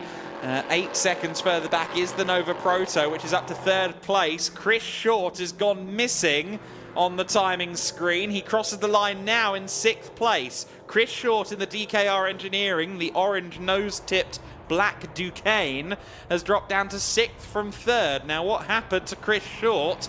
He has fallen back down the order, that much is for certain. He'll be running at the just behind Julien Lemoyne now, so Short, who was getting away and building his advantage over Kevin Rabin, has now fallen back down to P6, and of course that means that the pit window is no longer going to help them quite in the way that we previously expected. And that is a real shame for the team, who were maybe lining themselves up for a shot at victory, but I'm sure Wyatt Brikacek is still going to give it absolutely everything when he takes the wheel in the 2nd phase of this race. There's the battle for 3rd place then, and sure enough, the Molnar Motorsport car, the number 18 of Bernardo Pinheiro, is closing in on Kevin Rabin. Rabin, the 16-year-old Swiss competitor, just his 2nd weekend in a prototype, his 3rd weekend driving a car in general. Was very impressive in the almost arc-worthy conditions at the Estoril circuit just a week ago. Now finding his feet in dry weather conditions. And here comes the Molnar Motorsport LMP3 car. Clearly a straight line speed advantage as Pinheiro takes the inside line and manages to get past before the corner. Definitely a few horsepower down then, the Nova Proto. Easy work for Bernardo Pinheiro, who moves up into third place overall. Now, how's his pace looking relative to the top two? Well, his best lap so far are 1:42.9. Both of the top two cars have set 1:40.4 as their best lap. So Pinheiro still a little bit off the ultimate pace. However, we'll see how it evolves now that he's in clear air. And of course, Rodrigo Almeida, I should say, waiting to take the wheel after him. So we could see the pace of the car spike in the latter half of the race, although Almeida and Pinheiro both silver-rated drivers, and that means that much like Sufi, much like Holtzum, they are due a 151-second delta from pit in to pit out. So the pit stop handicap's not going to help Molnar Motorsport particularly. The teams it will help, Daniel Kalvitz and Steve Parrow in the 66 Rinaldi car, currently running in 7th place. It'll help the car just behind them as well, the racing experience car of Liam Mauer and Charles Delbracine. I think Delbracine looking to take the wheel in the dry, looking forward to taking the wheel in the dry under racing conditions for the first time. And then also with a slightly shorter pit stop, Moreno and Lemoyne, as I mentioned, Wyatt Brigashek and Chris Short. So 5 cars on the grid set to receive a full 151 seconds in the pits, one of them being the 88 Inter-Europol car that sadly did not take the start. There's your 5th place car then, Julien Lemoyne. Now, how's his pace relative to Kevin Rabin? Lemoyne a 4.5 second clear of the ANS Motorsport teammate car. The last lap for Lemoyne was a 42.9. The last lap for Rabin was a 43.5. So over half a second a lap quicker at the moment is this car in 5th place behind Kevin Rabin. So I suspect that Julien Lemoyne is going to be on the back of that car in the next few minutes if things continue in that fashion. The pit stop window will open in approximately 10 minutes. When the race has 30 minutes left to go, the window will open. So from minute 20 to minute 30 of the race is when the drivers have to come in to serve a mandatory pit stop and, where applicable, change personnel to the new driver. Chris Short is just behind Julien Lemoyne as well. That's the car that was running in 3rd place and then seemingly had a moment somewhere out there on circuit that we didn't see in the live pictures. Chris Short setting 143s as well, so he's not really any quicker on the circuit than Lemoyne, than Rabin. Bernardo Pinheiro, meanwhile, is going quicker now. He's in the clear air in the Molnar car. He isn't going faster than the 2 in the lead. However, he is certainly working his way up the pace charts a little bit, which is certainly going to be promising for Molnar Motorsport. They're going to be looking at that with a wry smile. We'll see that progress continue over the weekend, of course. There's the number 3 car of Chris Short. Again, this is a Duqueine D08. Of course, Duqueines and Ligiers, the only 2 LMP3 chassis that we have here this weekend, split across the 2 teams. I was speaking to Chris Short in the pit lane earlier in the week. You may remember, if you're watching Estoril, that Danny Sufi spoke about the traction control on the Ligier, and that it's usually turned off because that is quicker. The Duqueine, which Short, I believe, is running for the first time, they do actually run traction control on this car. So the option is there on the Ligier, but they don't use it. In the Duqueine, the option is there and they do use it, which is an interesting disparity between the 2.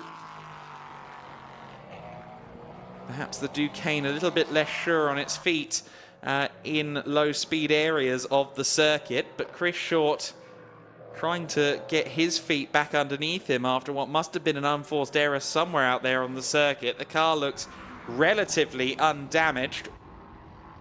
The DKR engineering crew opting for bare carbon fibre, which is a big thumbs up from this commentary box.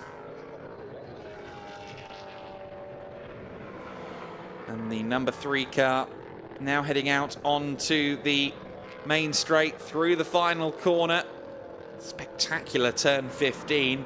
Not quite flat in a GT3 car, as the data I received from Kenneth Heyer in the paddock earlier on. He, of course, will drive the SR Motorsport Mercedes AMG GT3 later on in the broadcast in the GT Winter Series 30-minute sprint race. But the gap remaining equidistant between Lemoyne and Chris Short. I thought Short would be working his way back to the rear of the Ligier JSP 320, going through shot there of Julien Lemoyne, but no. The gap between them remaining around the 4 to 5 second bracket. Maybe Short is closing in ever so slightly. He was about 0.4 of a second quicker last time, but not quite closing at the rate that I anticipated. Short, who actually lives in Portimao, or not in Portimao, but within a fairly close drive of Portimao. British flag driver, but these days based here in sunny Portugal. And with facilities like this around, you can see why, can't you? The Autodromo Internacional do Algarve, a very impressive place to watch racing, to be involved with racing, and of course, most importantly, to go racing. And we've heard glowing feedback from all parties here at Portimao so far this week in regard to the track. It's always interesting at a track like this, which is usually on people's top 5 lists if they've been around the circuit in anger. Oh, Steve Parrow! Steve Parrow has a moment in the Rinaldi 66 car, and unfortunately, it is just beached in the gravel. That is hugely unfortunate for Parrow, and indeed for Daniel Calvet, who was looking to take that car over, potentially in a very strong position because of the pit stop handicaps. And you can see Parrow there not at all happy with that development. Maybe a mistake. We'll have to see what the feedback is. That'll come out in the wash, I'm sure. But unfortunately, Parrow just looping it at turn 13. It's very easy to do at that corner. One small misstep and the race changes complexion then. I was expecting Daniel Calvet to potentially be quite a factor in the second half of the race again, because he was going to spend 29 seconds less in the pits before heading out there onto the circuit. And the former GT3 champion et al. Was certainly a driver on our radars as one to watch in the latter half of the race. The car still not having moved, so it does look as though this is going to be a car that needs recovery, and the safety car is out, unfortunately. Safety car out for the first time this weekend, and Steve Parrow, unfortunately, the cause of that. Oh, goodness me, there's quite a jump in the road there, isn't there, on that cut through. The Mercedes A45 AMG gainfully skipping onto the circuit then over that bump. And Sandra Holtzum is the car that it picks up. The race leader gets picked up by the safety car. Now, what this does is really muddy the waters for Holtzum and Sufi, because they were building their gap with an eye to trying to minimize the time loss because of the pit stop handicap system. Again, 151 seconds from pit entry to pit exit, whereas some of their rivals will only have to stop for 89 seconds. With this safety car, all of the gap that they had built over the chasing pack is now eradicated. This is also bad news for the 18 car of Pinheiro and Almeida in third place, because they also have a 151 second handicap. In fact, it's bad news for the entirety of the top 4. The 4 cars that are going to be stopped for 151 seconds or are going to be in the pit lane for 151 seconds are the 33 Rinaldi car of Sandra Holtzum, the number 7 Conrad machine of Danny Sufi, Molnar Motorsports, Pinheiro and Almeida, and Kevin Rabin in the Nova Proto. So your top 4 have been, well, rather hindered, to put it gently, by this recovery process that is now ongoing. a very easy rescue. The car was only just in the gravel, but if the rear axle is in the gravel trap, that is all it takes to create carnage, unfortunately. Steve Parrow is now going to roll the car away. He's already lost a lap, I believe, so unfortunately Parrow is going to be out of contention along with Daniel Kalvitz. The car now takes its place behind the safety car queue. 32 minutes and 35 seconds left of this race.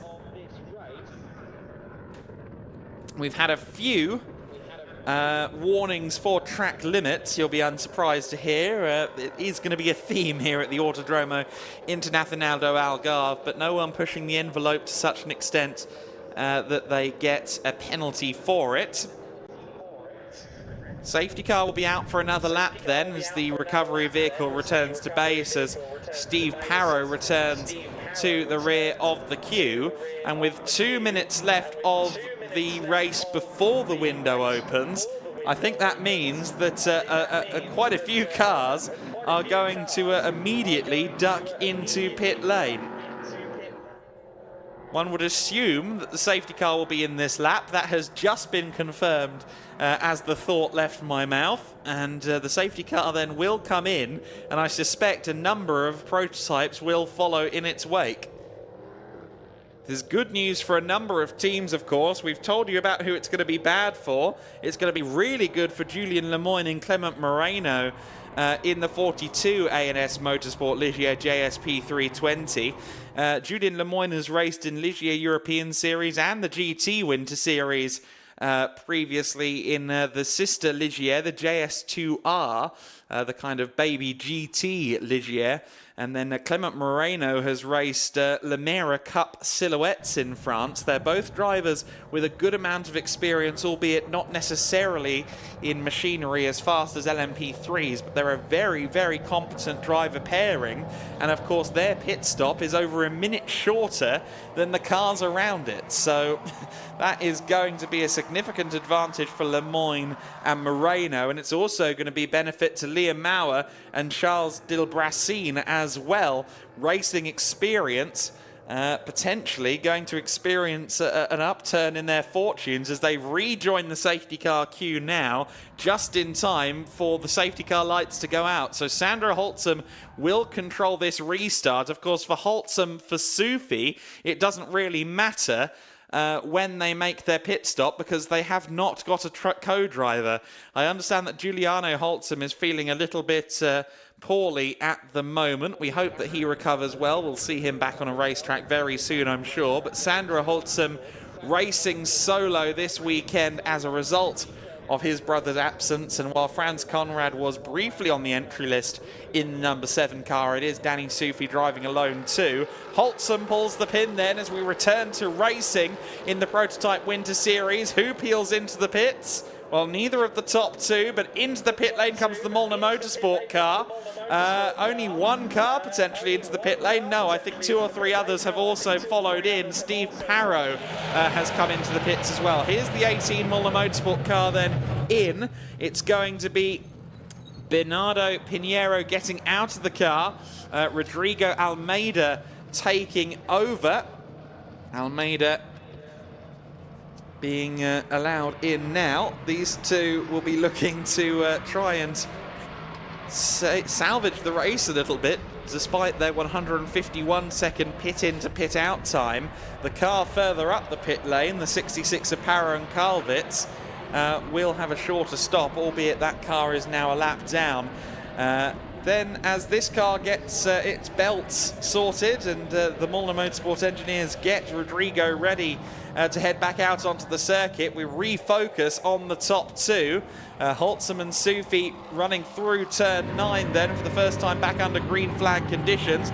This is a view on board with the Conrad Motorsport car of Danny Sufi. Sufi loving this circuit, loving the undulations that are so famous here at the Autodromo Internacional do Algarve. You can see there's still some gravel down on the circuit from the recovery of Steve Parrow. That's never good to see. Those stones there can lead to punctures and things of that nature, but hopefully that won't be the case on this occasion. Now, looks to me like Holtzum, well, he took a narrow line into the final corner. I thought Holtzum might be heading towards pit lane, but no, he continues on his way. Danny Sufi just 0.3 of a second back at the front of the field. 0.3 of a second between the two of them. The Nova Proto of Rubin is there in third place. Julien Lemoyne is there in P4. Does look like our timing screen is a little bit behind at the moment, but that is the order as it stands. In fifth place and into the pits has come the DKR engineering car. So Chris Short is in to hand over to the American hot shoe Wyatt Brikashek. So just 0.4 of a second in it as the Duquesne versus Ligier battle unfolds. Rinaldi versus Conrad.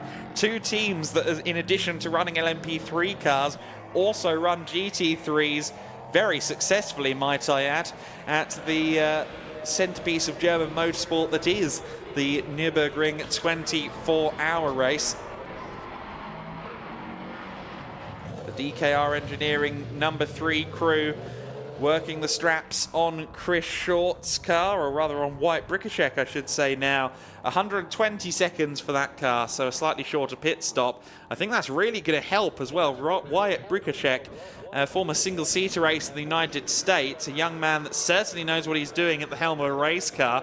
That car could be a favourite in the second half of the race with how the safety car has affected things going into the pit stop window. Window open for another 6 minutes and 15 seconds. Neither Sandra Holtzum or Danny Sufi electing to make their pit stop. Something tells me they might both be in next time. The closest lap to mid-distance in the race, mid-distance in the window. Solo drivers typically do that. Julien Lemoyne is in, so Lemoyne has pitted the number 42 car. Now this is the car that is going to benefit potentially more than any other from the timing of that safety car, because again, 89 seconds from pit in to pit out is all they have to spend in pit lane.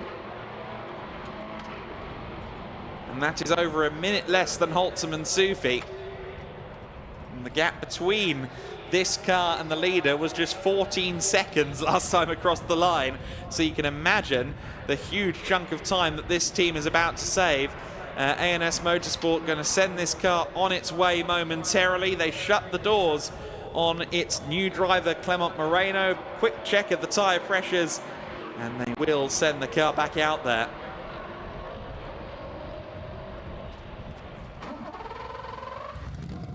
Engine fired then, and they will return to the track.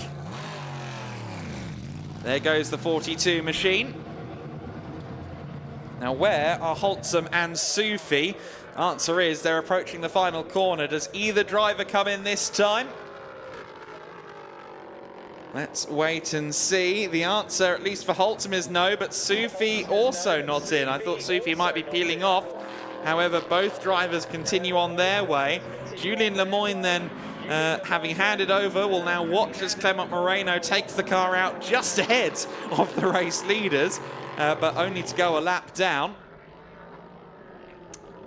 Oh, goodness me, Sandro Holtzum. Oh, Holtzum loops it. Holtzum maybe just distracted an iota there by oh, goodness me, Holtzum really struggling to get that car pointed in the right direction. I mean, that would have looked absolutely glorious if it was post-checkered flag, but unfortunately it wasn't. Sandra Holtzum looping it out of turn 3, just too eager on the throttle as he tried to figure out what Clement Moreno was doing in the 42 car. Moreno really couldn't have been more out of the way than he was without completely peeling off the circuit. And unfortunately, Sandra Holtzum with an error. Danny Sufi then is your race leader for Conrad Motorsport. Conrad Motorsport now staring down the precipice of a second win of the season at this stage. However, again, the pit stop handicap system is about to about to lift its finger and cause the chaos that we know it to cause. Sufi then following the car that currently classifies in P5. And let's see where Sufi is once he comes into the pits. Will he come in this time? We'll wait and see whether Sufi elects to come in. He's struggling to find a way past the 42, so sure enough, the car comes in. Danny Sufi rolls the car down the pits then, and he'll be awaited by the Conrad Motorsport team. Pit in to pit out will have to take 151 seconds, 2 minutes and 31 seconds on this occasion. Sufi has time to grab a late lunch if he needs to. Sandra Holtzum has been barbecuing his rear tyres as he tried to recover from that spin. He'll be really annoyed with himself after that error, but he's still very much in the hunt. We'll see how he does relative to Sufi. Tyre temp checks ongoing down at Rinaldi Racing. They've already serviced this car, the 66, just ahead of the number 12. That is Charles Delbrassin now at the wheel of this car. So that is running in 4th position. Delbrassin on an outlap. Daniel Kalvitz, meanwhile, unfortunately all the way down in 8th place, of course, with the with the issue that caused the safety car for Steve Parrow. But Kalvitz has now taken the car over, and he'll be looking to maybe salvage a position or two in the Rinaldi Racing Ligier. Rinaldi, the only team here running a Duquesne and a Ligier. The DKR Engineering number 3 dips down through turn 9. Really beautiful circuit, this Autodromo Internacional de Algarve. Of course, turn 9, named after the late Craig Jones, a wonderful motorcycling talent of the past, who was unfortunately taken before his time, and great to see him immortalised at this wonderful facility. Danny Sufi still there in the pits. He's got a while to go just yet. Just getting the car cycled and restarted now. And now they wait. These race engines don't like idling or being turned off and on again too much. Kevin Rabin, meanwhile, has crossed the line as the race leader. Now, Rabin crosses the line as the race leader, albeit in the pits. So Rabin is in the pits, Sufi is in the pits, and Holtzum is in the pits. We see Kevin Rabin there in the picture-in-picture. He's got to wait a while because he's only just come in to serve his pit stop. There goes Danny Sufi then, rolling back out of pit lane.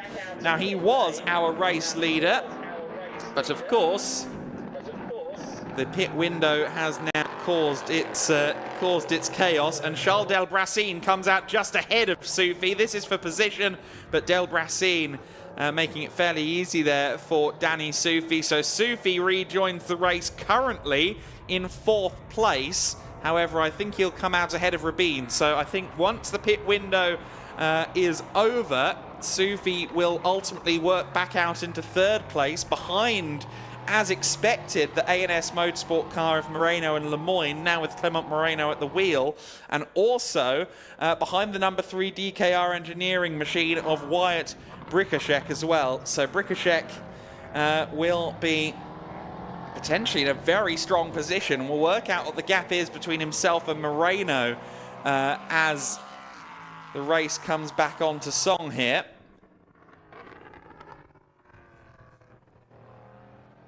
You see Rabin there still waiting. It's an agonizingly long wait for the silver or gold lineups, who have to wait 151 seconds.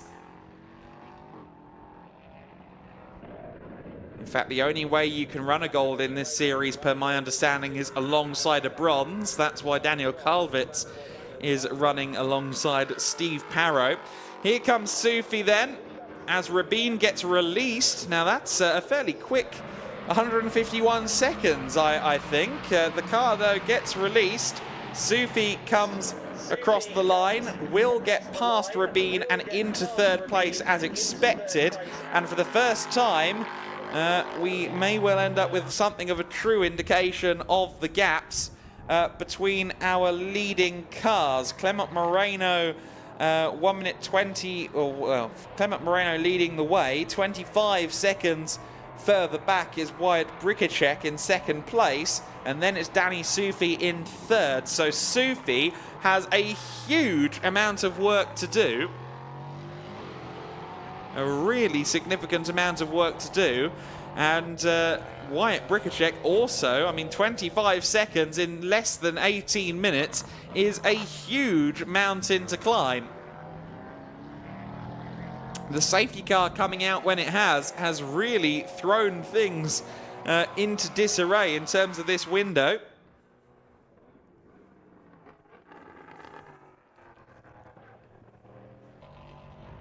And we follow Danny Sufi around the lap. Of course, this is his first proper lap back out after the pit stop. Already done his out lap. Moreno then your race leader in the number 42 A&S Motorsport car, 23 seconds clear of DKR Engineering's Wyatt Brikacek. Danny Sufi there in P3. Now what's the gap going to be between Sufi and the leader? It was looking like something fairly significant. We'll get a proper figure now. 49.3 seconds. That is a big bridge. And I don't know that Danny Sufi is going to be able to cross it in the time that he's been given. Sandra Holtzum 57 seconds back as well, so he's going to have to work hard to even catch Sufi over the course of this next few minutes. Clement Moreno, a 141.956, was the car's quickest lap of the race so far. So your race leader is actually running a fairly strong pace out there as well. Clement Moreno is a bronze driver, but I think he's quite a quick one. I remember seeing him do some good stuff in French racing over the last couple of years, so this could be a very strong driver lineup there in the 42 car for just these scenarios where the pit window really shuffles the deck. The 42 car into the first corner then. That's our race leader, Clement Moreno, A&S Motorsport. And Julien Lemoyne looking like they're in a good position. You saw there really having to fight the car was Moreno through turn 3. These prototypes don't like the low speed corners. Of course, they're so aero dependent, and the moment the car starts to struggle or the moment the car slows down, the driver really has to struggle to keep the thing on the circuit. Through the slow corners, the LMP3s suddenly have to focus on mechanical grip alone. And while there is some, there's certainly not enough to keep the car from being a handful. 21.8 seconds is the gap between first and second place then. And I must say, Wyatt Brikacek is doing a very good job in the DKR Engineering Duqueine. It's his first weekend in the Duqueine D08. There's your race leader. But the Brikacek D08 Duqueine in second place, he is doing very well. A 39.7 the last lap for Wyatt Brikacek, the young American racer. Clement Moreno almost 1.6 seconds slower than that. So I still think that in the time that's allotted, I don't think we're going to see any shift there. But the 23-year-old American who shares a birthday with me, actually, albeit I'm a few years older, running in Asia Le Mans, European Le Mans, and the IMSA Michelin Pilot Challenge last year as he transitioned away from single-seaters into sports cars, looking to really start to sharpen his tools going into the 2024 racing season. And less than 20 seconds now the gap between the top two. Brikacek just trying to show out here and prove what he can do at the wheel of the Duqueine, having already raced the Ligier. Moreno then comfortably out front. A&S Motorsport have really received a lifeline here in this race with the pit handicap immediately following the safety car. Of course, that was caused by the 66 car of Steve Parrow. Daniel Kalvitz, unfortunately, 2 laps down on the race lead after that car was only slightly beached, but beached enough to require recovery. There is the 42 once again, and you can see just there's so small margins for error in the 42 car, or in any LMP3 car. LMP3s as a whole are a very challenging machine to drive on the limits. Obviously far less give than a GT car when it comes to forgiveness in the low speed areas, as we've alluded to already this season. Great to see some drone shots here looking over the circuit. There goes the racing experience car of Charles Delbracine through the shot.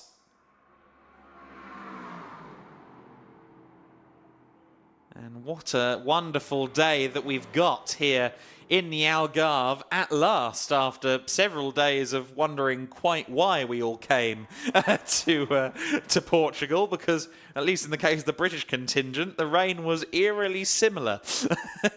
But it is now really showing what coming to a racing circuit in January on the southern Iberian coast can really do for you. This has been a beautiful place to be this last few hours as the sun comes in. We do have, unfortunately, a bulletin on a penalty, drive-through penalty, because of a handicap infringement for the 66 car. So the 66 car being Daniel Kalvitz's machine, there it is on camera. The drive-through penalty to only make worse the situation in the race for this team, because of course this car has already been rather kneecapped by time spent in the gravel. So Parrow will be ruining the fact that the car has been sent out early, and that will make sure that Daniel Kalvitz can do absolutely nothing to salvage the race over the course of the next 11 minutes, plus 1 lap. We'll see whether Kalvitz serves the penalty this time then. Through the final corner goes the 66 Ligier, and sure enough, that did look like it was pit bound. And yes, it was. It hasn't come through. Here, though, comes the DKR engineering car. Wyatt Brikacek at the wheel. And while the number 3 car continues on its way, I understand Lukas Gajewski is down there in the pit lane, so let's go down to him.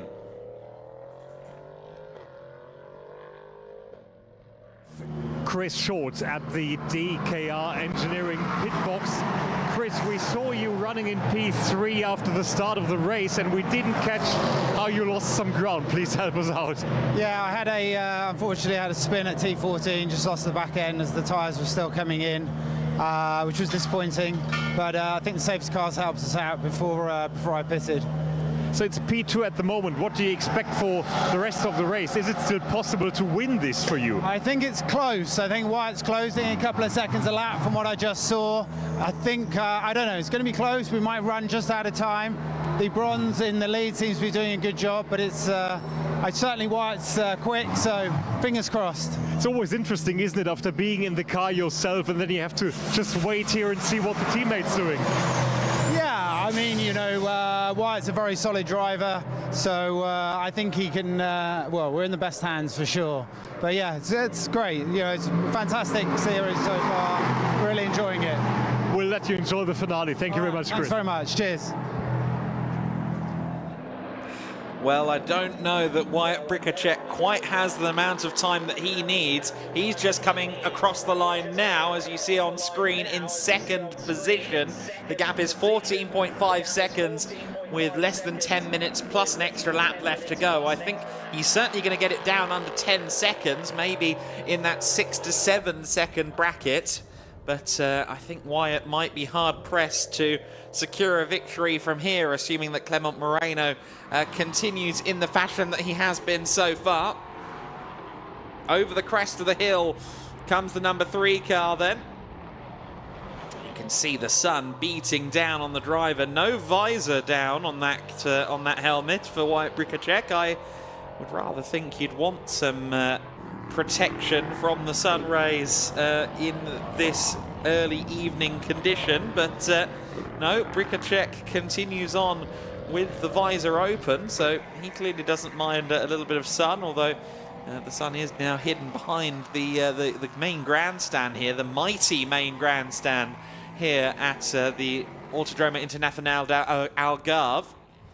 Incidentally, good to see fans in that grandstand watching along here as the Prototype Winter Series race enters its final phase. Of course, still GT Winter Series to come, a full grid of GT3 and Cup machinery before the end of the day's racing. And if you're liking what you're seeing here today, and you're local to Portimao, then do come along, because it's free spectator access here in Winter Series events. So fans come for free and enjoy the racing action. The number 3 car, 12.5 seconds away from the race lead. So again, Bricacek is running nicely there in second place. But again, I don't know, as mighty of an effort as the young American is making, I think the maths isn't quite there in favour of this driver. Absolutely love hearing these 5.6 litre Nissan V8 engines though. Listen to this one as it powers out of turn 5.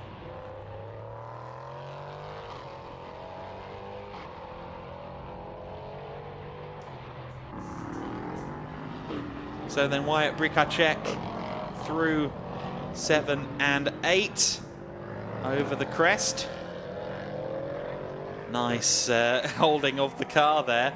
You saw it getting a little bit squirrely underneath Bricacek as he continues to press on. That was just going through shot there, the race leader Clement Moreno, and you can see that the interval between Moreno and Bricacek still definitely coming down. That didn't feel like 12 seconds to me. Felt more like maybe high 10s, low 11s.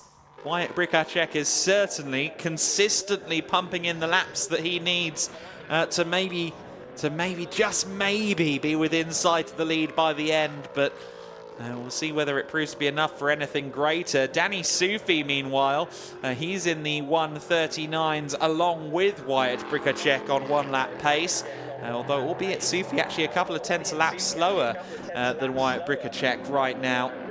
The pit handicap coming immediately after the safety car really has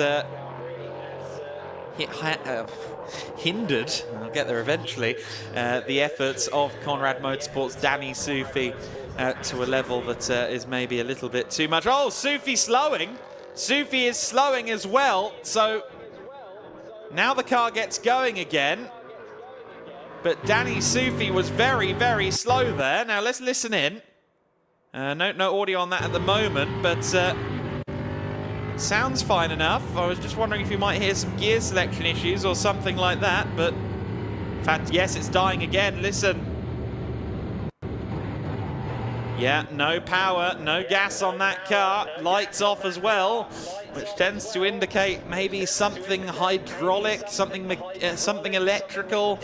Oh, Danny Sufi gets it fired up again, but I don't know, something tells me that car isn't wanting to reach the flag, no matter how much Danny Sufi is. And Kevin Rabin says, well, do you mind awfully if I have a go? Up the inside at turn 3 goes the young 16-year-old Swiss. Sufi holds him off, but Kevin Rabin now has to be wary of the fact that Sufi's car could decelerate at any moment, because we've already seen that Sufi seemingly has some issues in the Ligier. So let's just hope that the ANS... Oh, there you go. And Sufi did very well there to immediately pull the car off circuit. He was very aware of the fact that the ANS Motorsport car was right behind him and made sure to preserve both cars by getting out of the way. Now, will Sufi continue on to try and reach that checkered flag, or is this going to be an early bath for the Conrad Motorsport team? We'll have to wait and see. But Sufi certainly struggling with something there in the cockpit, having to fiddle with the steering wheel, reset everything he possibly can to try and salvage this situation. But Danny Sufi's certainly struggling. And again, looking quite slow. So I think this could be the end of the race for Danny Sufi. Of course, this is all promoted. Sandro Holtzem up into 3rd place. Kevin Rabin up into 4th place, as we saw. And Danny Sufi currently running 5th, but running 5th with most obvious gremlins still not going at full speed. And again, the lights go out as perhaps he's again trying to just find something, reset the car. Does he continue on? Yes, he does. So Sufi continuing here, trying to get some points on the board in the championship. The Molnar Motorsport number 18 car follows then in 6th place with Rodrigo Almeida at the wheel. Almeida, another driver whose pit stop handicap caused him grief after the safety car came out. Almeida maybe on for 5th place there with Sufi struggling. There's the distinctive Nova Proto then, the Nova NP02. A car that is quite popular in France. There are a few of them populating prototype series in France and migrating their way down to Iberia in the hands of the ANS Motorsport team.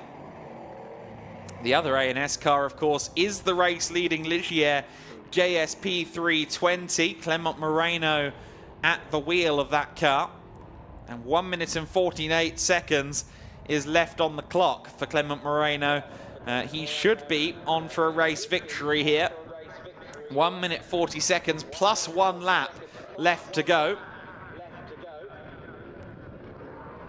Which I think would mean 3 laps of racing, including the one that Moreno is currently on. There goes Rabin then across the line in 4th place. Some 30 seconds back from Sandro Holtzem. Such a distinctive engine note on this car versus the LMP3s, as you can hear. Let's just duck out for a second and hear it under acceleration.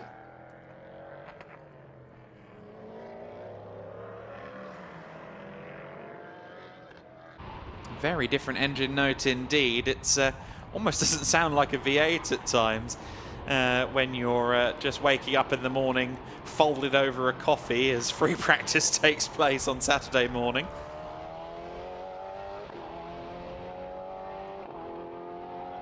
But certainly a much different car than the LMP3s, even though it has a similar performance bracket and indeed, of course, is a prototype racing car. We ride on board with Kevin Rabin, being, as I said, just 16 years old. His first steps into car racing, his first forays into car racing, and something tells me that we're going to see a big development curve out of this youngster as the year goes on. He looked mightily impressive in the first race of the weekend at Estoril, the first ever race in Prototype Winter Series. Goodness me, wheel. The wheel was getting out of his hands there, but very impressive in the wet conditions, and I'm sure we'll see him continue to grow as a driver beyond this weekend. Now, where is the sister car? Where's Clement Moreno in the 42 ANS Motorsport car? He's about 1 minute and 13 off of, or 1 minute and 13 clear of Rabin, which should mean he's somewhere around turns 13 and 14. Clement Moreno, our race leader.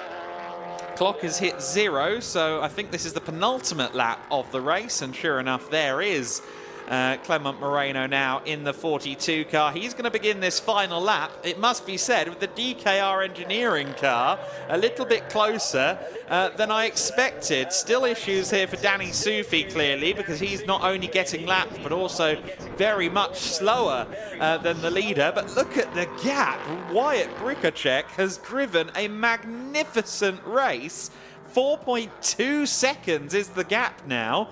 I rather pessimistically said the gap would be well over 5 seconds still by the end, but Brikacek has just carried on setting 39 after 39, out here at the Autodromo Internacional do Algarve, and while I don't think he's quite going to get to where he wants to be on the rear wing of Clement Moreno, he has given it a really good swing, and I'm sure Chris Short is going to be there with a wry smile watching his young cohort at work. Clement Moreno, though, with a very, very good result just a few corners away. This is turn 12 of the Autodromo Internacional de Algarve, and the next car through shot will be your race leader with just 2 or 3 corners left on the lap. Clement Moreno powers through turn 12 as your race leader. A&S Motorsport have not put a foot wrong with the Ligier JSP 320. And they're about to be rewarded for it. Through turn 14, out of turn 14, comes Clement Moreno. The 42 is the first car across the line. It's Clement Moreno that takes the race win in the Prototype Winter Series. The 42 wins it from the DKR Engineering number 3 car in second place. Danny Soufi fighting what seems to be some sort of electrical issue to cross the line in 6th. Sadly, a lap down.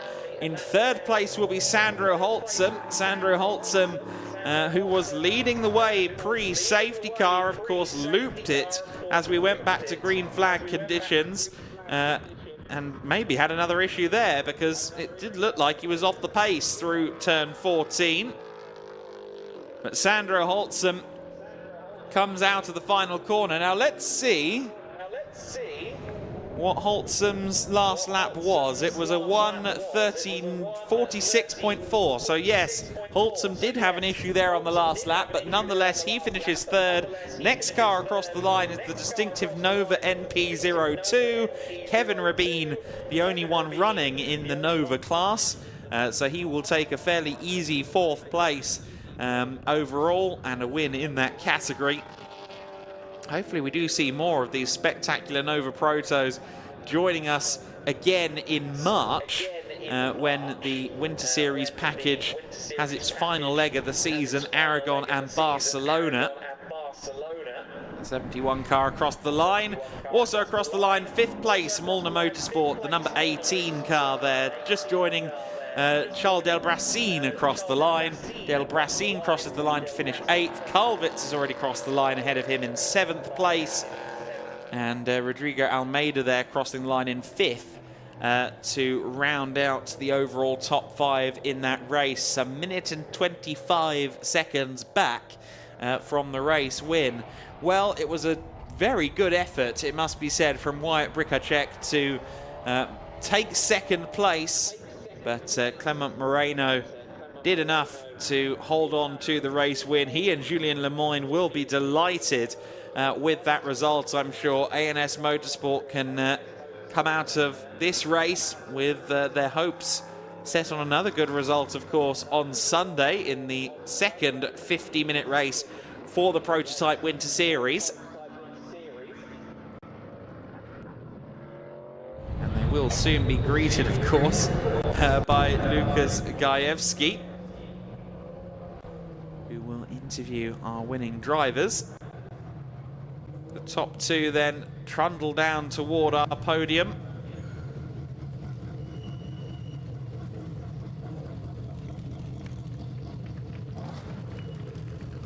Certainly delight for A&S Motorsport, who applaud their man home.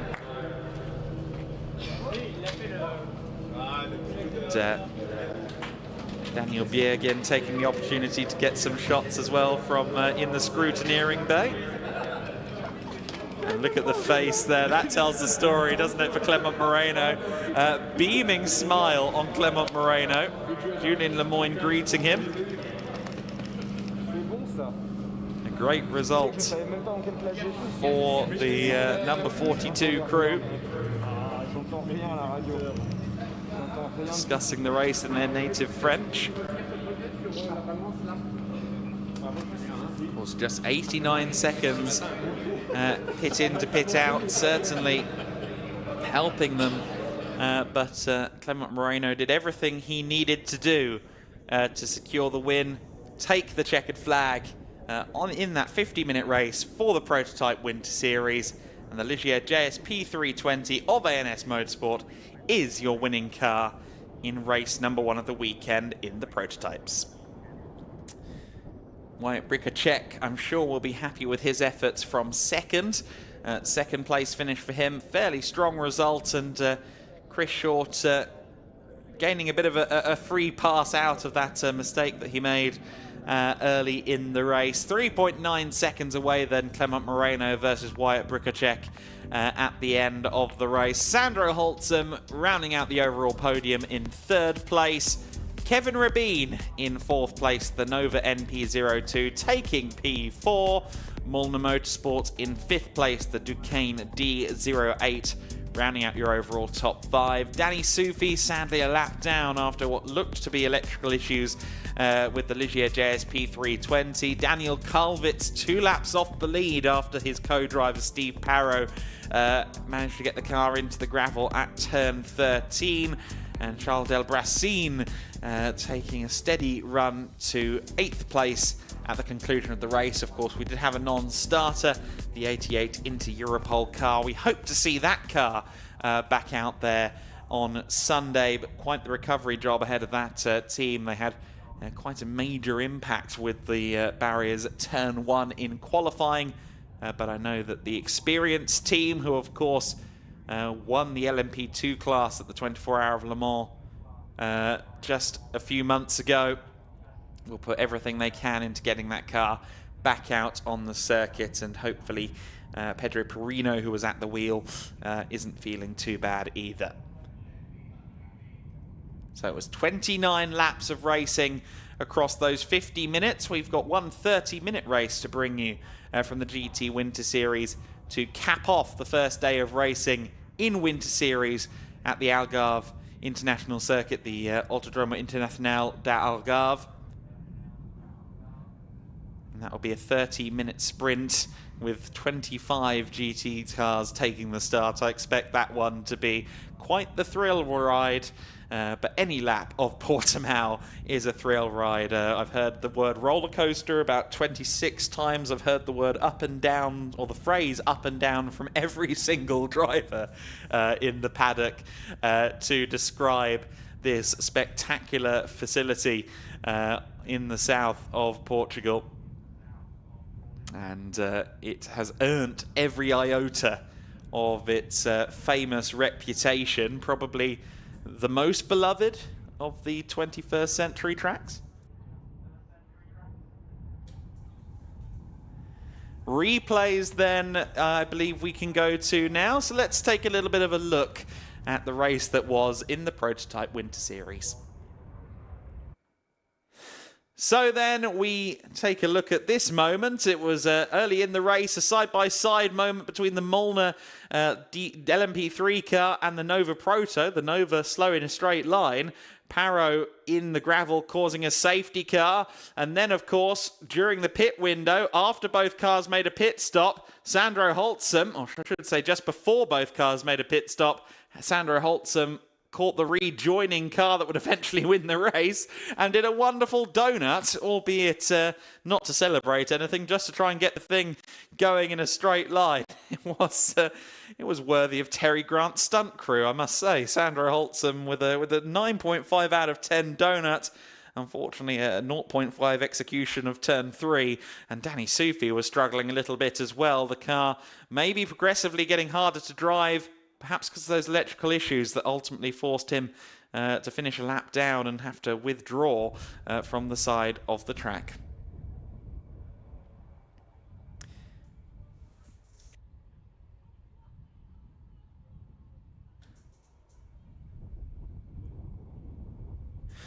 So then we await the GT grid. We also await the drivers on the podium. I think before the drivers come to the podium, we will hear from our race-winning duo of Julien Lemoyne and Clement Moreno.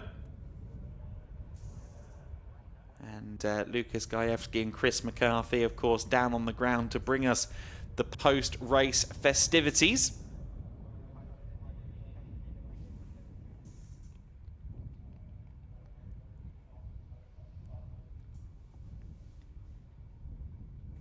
But it's going to be interesting to see what effect that race has on the championship, because Sandra Holtzum didn't score many points out of Estoril. Third place today may well move him up into the strong contention in the championship, but also Lemoyne and Moreno, I think, will be right up there in the championship standings with this result. Of course, finished both races at Estoril and now winning race 3 of the season. Chris McCarthy, meanwhile, is ready on the podium to welcome our winning drivers. Thank you very much, Adam. Yes, we're getting ready to go for the first podium of the weekend for the Prototype Winter Series. Fantastic to see the cars tearing round in beautiful conditions here at Portimao. Beautiful sounds and sights around the Portimao circuit. And now we get to see the drivers out on the podium. A glorious podium it is as well. Thank you to everyone who's joining us down in pit lane and to all of you around the circuit and on the live stream as well. Let's get some drivers out on the podium, shall we? We're going to get our Class N winner out first of all, then we'll move to our top 3 overall. So please give a big round of applause to all the drivers as they come out. First of all, our Class N winner, number 71, Kevin Rabin. Kevin, just 16 years old, jumping straight up from karting and now going head-to-head with the overall LMP3s, and I think we may even see him on an overall podium very shortly. He's doing an absolutely fantastic job. Okay, let's go to the overall LMP3 podium next. Finishing in third place was the number 33, Sandro Holtzem. Well done, Sandro. Drove a fantastic race there. And now we come to the number 3 car, the DKR engineering car. A superb drive from these guys. Dropped down a little bit, but drove back through the order very, very well. Finishing in second in the first race, Chris Short and Wyatt Brikarczyk. Well done, guys. Drove a fantastic race overall. DKR Engineering, a superb team at this level, and proving that once again in the Prototype Winter Series, but winning the first ever Prototype Winter Series race around the Portimao circuit was number 42, Julien Lemoyne and Clement Moreno.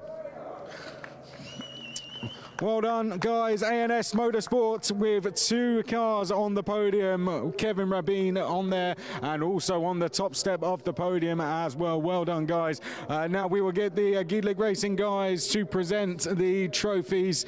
The team will come out to present all the trophies. Don't be shy, guys. There we go. The drivers are ready and waiting, and then we will hear from the drivers as well.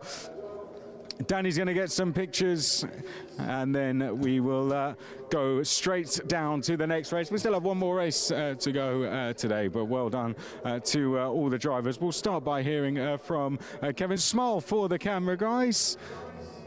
Smile for the guys down in pit lane as well. Don't be shy, guys. I want to speak to a driver from each team. We're going to start with Kevin first of all. Kevin, you're doing a fantastic job.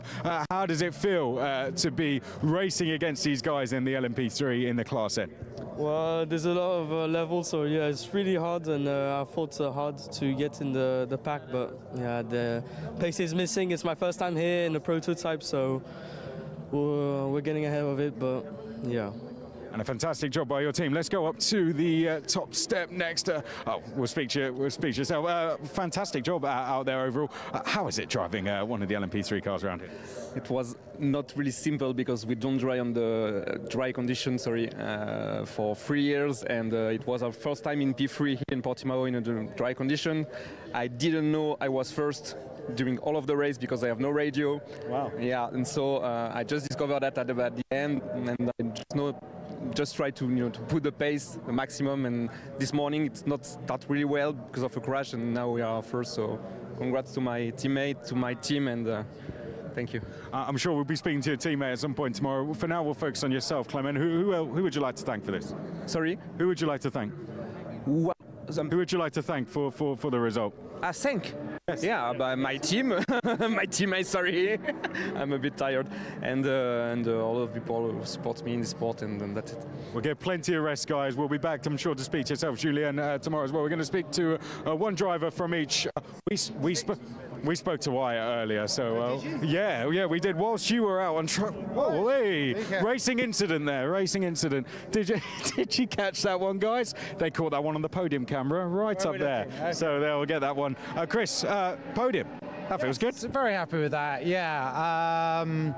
I think the safety car helped us. Wyatt did a fantastic job. We just needed 2 more laps, I think, at the end, and maybe we could have been there. But no, really good fun, and team did a great job as well. So, but yeah, especially to Wyatt, super fast out there. Think we can go one better tomorrow? I think so. We're going to certainly have a good go at it. Good stuff. Well done. I'm not going to fall over this time. I'm going to very gently. There you go. Walk away. There we go. That's much more composed. Right, let's come around and speak to third place, Sandro. Sandro, good race overall. Great fighting up at the front. Third place in the end and good points in the back. Yeah, that's true. We did a little mistake in the middle of the race. I spun in turn 3, but yeah, it's hard with the 30 seconds more with the only silver driver then. Yeah, but I think at the end P3 is okay. I mean, maybe not the result you wanted, but are you looking, at the long picture ahead? You know, it is a 4-round championship. Is that what you're looking at? Yeah, that's true. I'm looking also forward for tomorrow. I think tomorrow will be better, and yeah, we go for the win tomorrow. Congratulations, guys. Well done to our prototype Winter Series drivers. Well done, guys. Congratulations. Give them one more round of applause, guys, up in the crowd. I think you would have enjoyed that one. Well done. Congratulations to all our drivers, guys. Well done. We'll see you again tomorrow for another fantastic race. Congratulations. Thank you very much, Chris. Thank you, Wyatt. Superb job from all of you. Below me, you can see GT Winter Series is heading onto the grid. That's where we're heading next.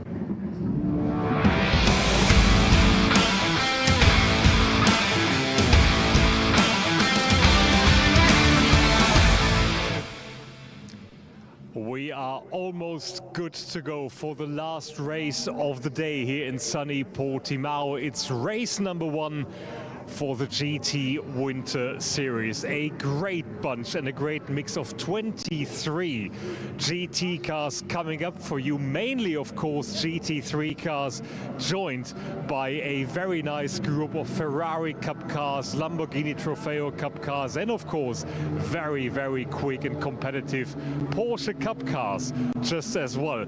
We are still waiting for the car from the pole setters, SR Racing, the rebranded part of the Schnitzelalm Racing team, very successful in the past of the GT Winter Series. They are going to be lining up here on pole position after Jamo Hartling took pole position earlier on today in qualifying. Over there, it's going to be the HRT team, another Mercedes-AMG team, well known, of course, from the DTM. And then in the second row of the grid, you can already spot the fabulous white Lamborghini car number 6, one of the main contenders just a week ago in Estoril. But there is your pole setter, Jamo Hartling, in the number 11 SR racing car. Kenneth Heyer, his co-driver, joining as well. So is Werner Eichinger. Yes, of course. He wants to have a word with Jamo as well. Let's speak to Kenneth then for a second. Obviously, not a very busy day for you in the next few minutes, because you can watch how Jamo does. What are you expecting for today's race, Kenneth? Oh, I think it will be very tough between the two guys. They were on the same, or we are the two total last 3 days on the same level. So it will be a hard fight. But yeah, Jamo impressed a lot in Estoril, his first GT3 outing, and yeah, we're looking forward. Will be a tough fight, I think. And please tell us a bit about the team itself. As I said earlier, it's now been rebranded SR Racing as part of Schnitzelalm Racing's huge development program. Yeah, they want to divide a bit or divorce a bit the two parts, the GT4 with the young guys. So the Schlitzlheim Racing will be the future young talent club, to say it like that. And all the GT3 races like GT Masters or the 24 Nürburgring and so on. And here is under SR Motorsport. Thank you very much, Kenneth. And of course, we are very much looking forward to seeing you in the car tomorrow just as well, as Werner Eichinger finishes his chat with JMO. Werner, of course, a very experienced race director, actually went to do the Formula One Grand Prix in Hockenheim in earlier days. Shake hands with JMO. JMO, it's pole position for you. Very successful day so far for Schlitzlheim Racing. Do you think you can add up to this? Yeah, we hope so, no? For a good race. I give my best. And how is it to fly around a circuit like Portimao in a very, very professional GT3 car? Oh, it's unbelievable, really. Thank you very much, Damon. All the best for the race. So that's your pole setter, one of the two AMG GT3 Mercs, as the 3-minute board is shown. This is a very interesting project here as well this weekend. This is the Haupt Racing team. Hubert Haupt, former DTM racer himself, is the team owner, normally competing in DTM and in various important endurance races around the globe. We can see Manuel Reuter there supporting the team just as well, listening in with Werner Eichinger, who is already briefing the second placed man on the grid just as well, namely Finn Wiebelhaus, very young racer there at Haupt Racing team, using the GT Winter Series to get some practice in before they will enter the ADAC GT Masters later this year, this being the championship running alongside the DTM package in order to provide some talent for the next few DTM seasons. Manuel Reuter, of course, wanting to have a word as well. Of course, timing always very short on the grid, and Manuel providing very, very important experience after decades of racing himself.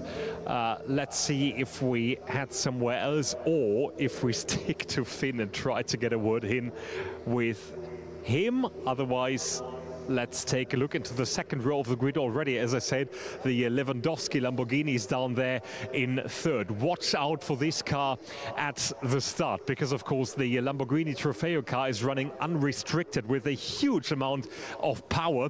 Power also being very important for Finn Wiebelhaus ahead of his debut in GT Winter Series. Finn, it's great to have you on the grid, and I think it's been going quite well so far today, hasn't it? Yeah, it was quite a good qualifying, to be honest. Starting now on P2 and the next two races on P1. Really looking forward to the race. Thank you very much, Finn, and all the best. So there we are. This is your front row. It's just 1 minute left. Engines are being fired up. A very short ad break coming up, and then it's going to be Adam Weller with the commentary for race number 1 of the weekend in GT Winter Series, live from Portimao.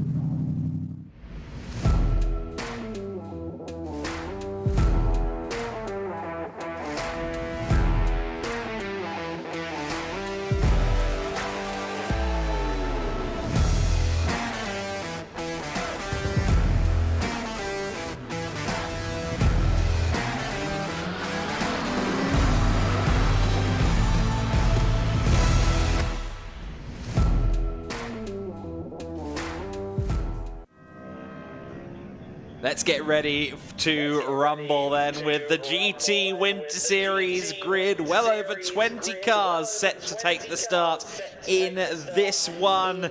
And as we saw on the grid, there it is, an all-Mercedes AMG GT3 front row.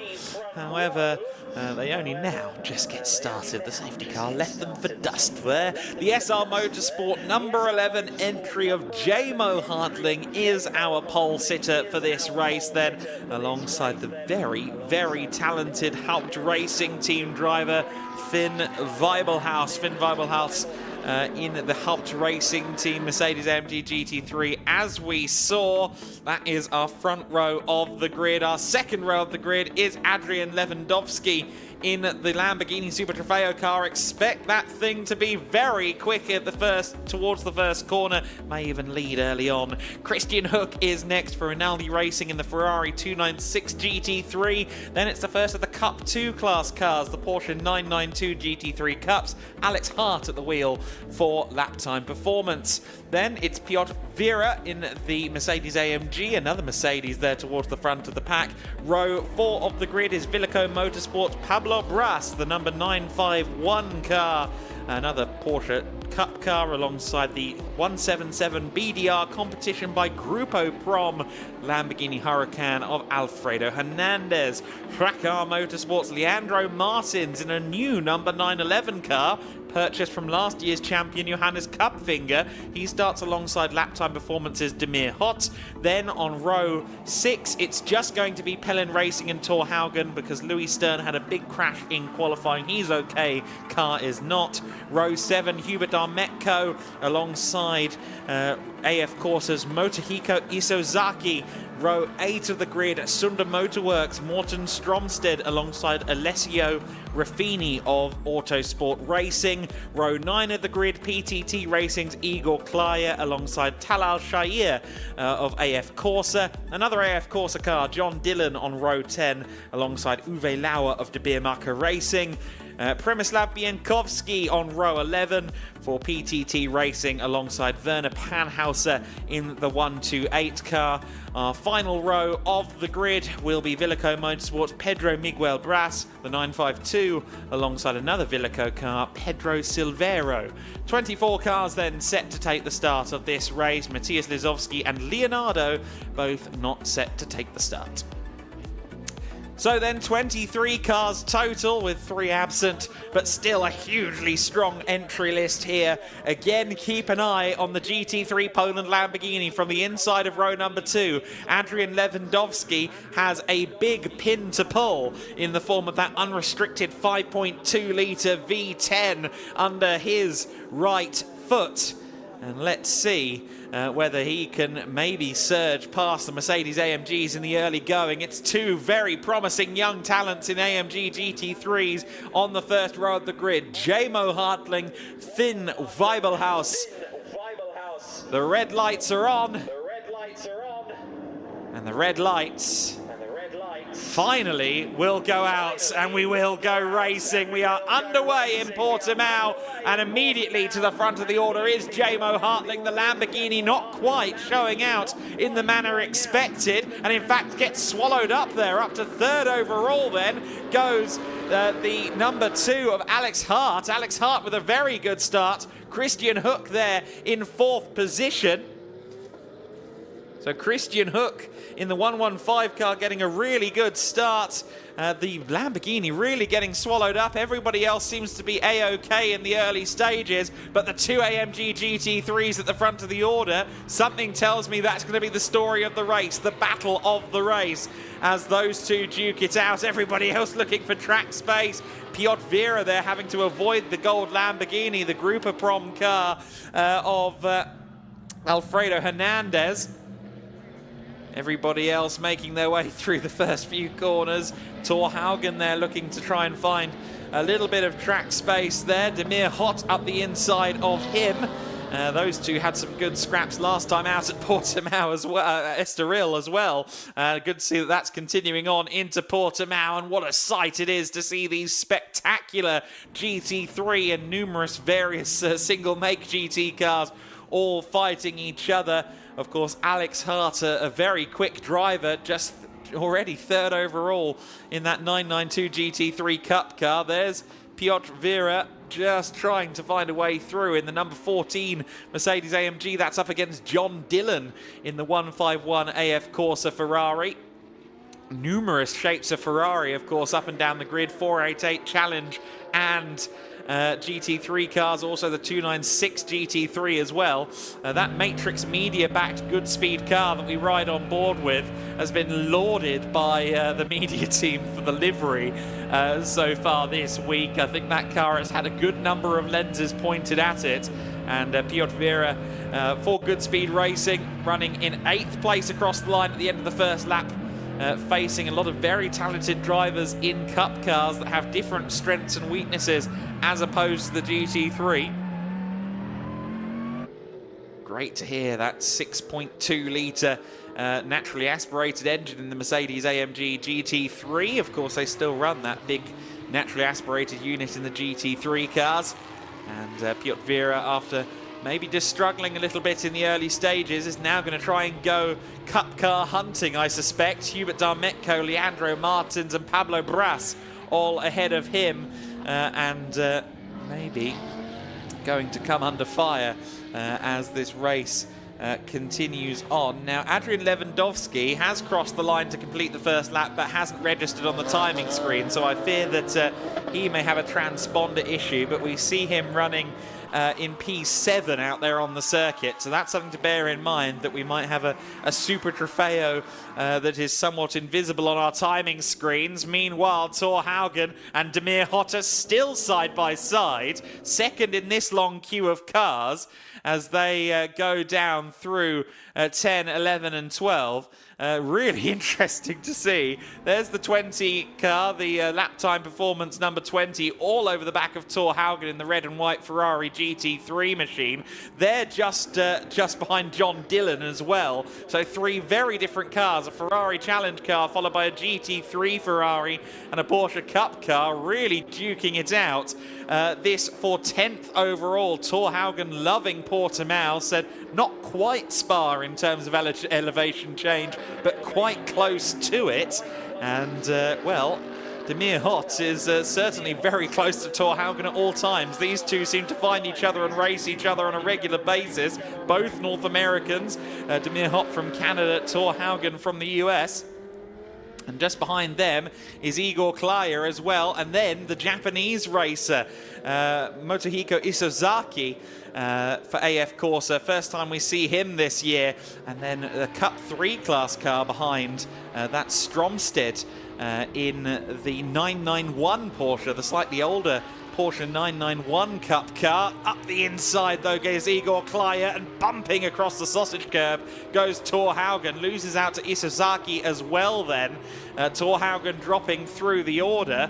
At the front of the pack, the two Mercedes-AMG GT3s are absolutely disappearing up the road. 7.8 seconds, the gap between first and third place. Over 7 seconds between second and third as well, as the 128 PTT racing car was getting into it a little bit there, or I should say MS Racing. But there's the two Mercedes-AMG GT3s then. Jamo Hartling with marginally more experience in a GT3 car. His first weekend in GT3 machinery was last weekend at Estoril here in the GT Winter Series. For Finn Weibelhaus, this is weekend numero uno in a GT3 car after running previously in Formula 4 competition throughout Europe. And, well, making the big step up towards a front-engine GT3 car after Formula 4s is no mean feat, but everybody has been hugely impressed by his performances across the week in testing in very wet conditions. Like everyone else, his first dry running around the circuit will have been this morning in the one free practice session they were afforded before quali.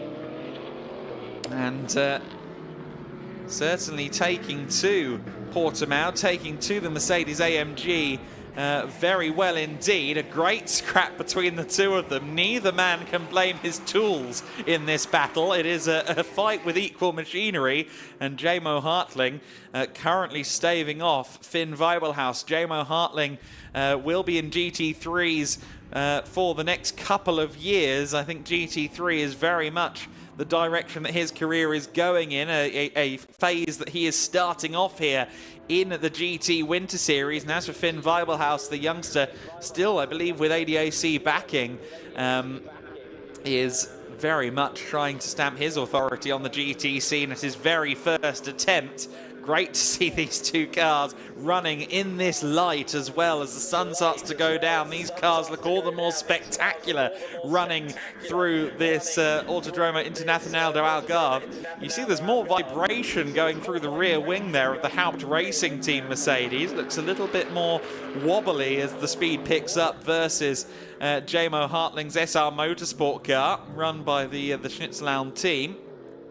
They're some 15 seconds clear of Alex Hart in third place. Christian Hook is just behind Hart and maybe looking for his way through, but still a bit of a gap between them. This is one of the closer battles out on circuit for the lead, and it's a battle that is very quickly disappearing up the road from everybody else in this race. Two Mercedes looking absolutely fabulous as they fight it out, and Finn Weibelhaus, despite being a very young man, I've gotten the impression over the course of the week that he's also quite a wise young man as well. Hasn't pushed it over the limit terribly much this week, and well, he's now got the dangled carrot of a race lead just ahead of him, and maybe that's what it takes to get him to dig deeper into the bag of tricks, take those brave pills out and go for a move or two. I'll have to wait and see whether it happens. Certainly for now, he's just a couple of car lengths back, as he has been for the last couple of laps, and not quite close enough for a move for the lead at this juncture. But he'll be studying Jamo Hartling. He'll be studying where his car is giving him the most confidence, and maybe trying to make a move. Isosaki, meanwhile, in the AF Corsa Ferrari Challenge car, under some pressure there from the 128 of Werner Panhauser, who started outside the top 20 and has made some good positions. Panhauser now up into 16th, in fact make that 17th place. I think Isosaki has lost out on this lap. He has indeed. Demir Hott there up the inside, meanwhile, of Hernandez. So it looks as though Alfredo Hernandez might be just struggling a little bit. Thor Haugen under pressure from Igor Klyer. He's still stuck behind John Dillon as well. That's another battle that seems to be going on in perpetuity.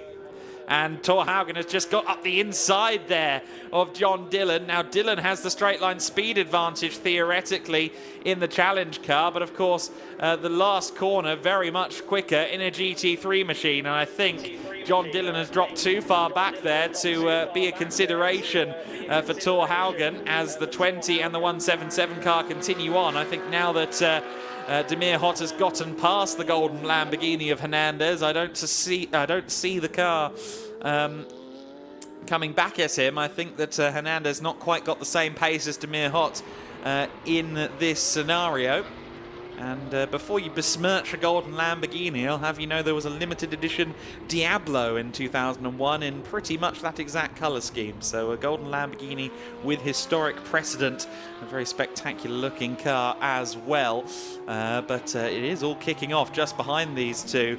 Further back in the pack, Demir Hott, though up into the overall top 10 once again, had some really good results in the overall considerations last time out in Estoril, and certainly impressing everybody with some of his driving in these races.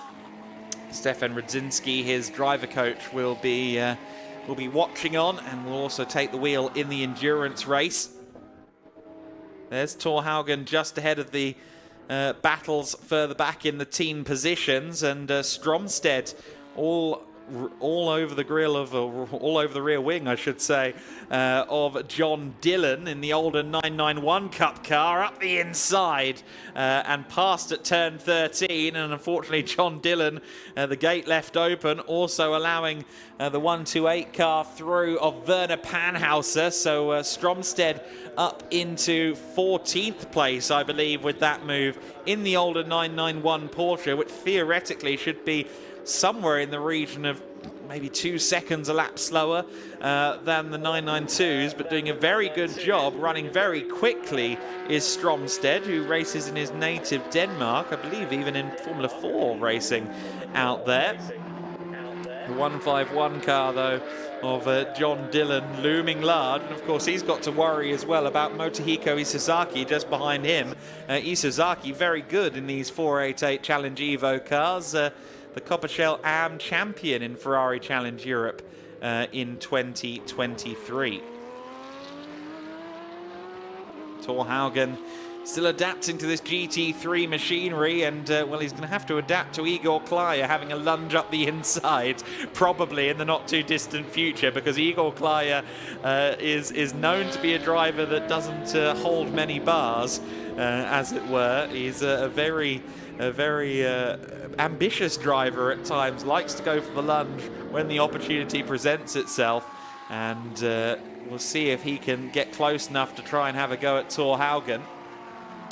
Out front, it is still pretty much even Stevens between the top two, but it's very close for third place at the moment. They're going through the first couple of corners of the lap right now. Alex Hart and Christian Hook, and sure enough, Christian Hook is through into third place. He'd been closing on Alex Hart for the last couple of laps, and Hook has gotten through. However, Alex Hart, a driver that I certainly will not underestimate. You may see some of his onboard videos on YouTube. Quite a few of them get very popular.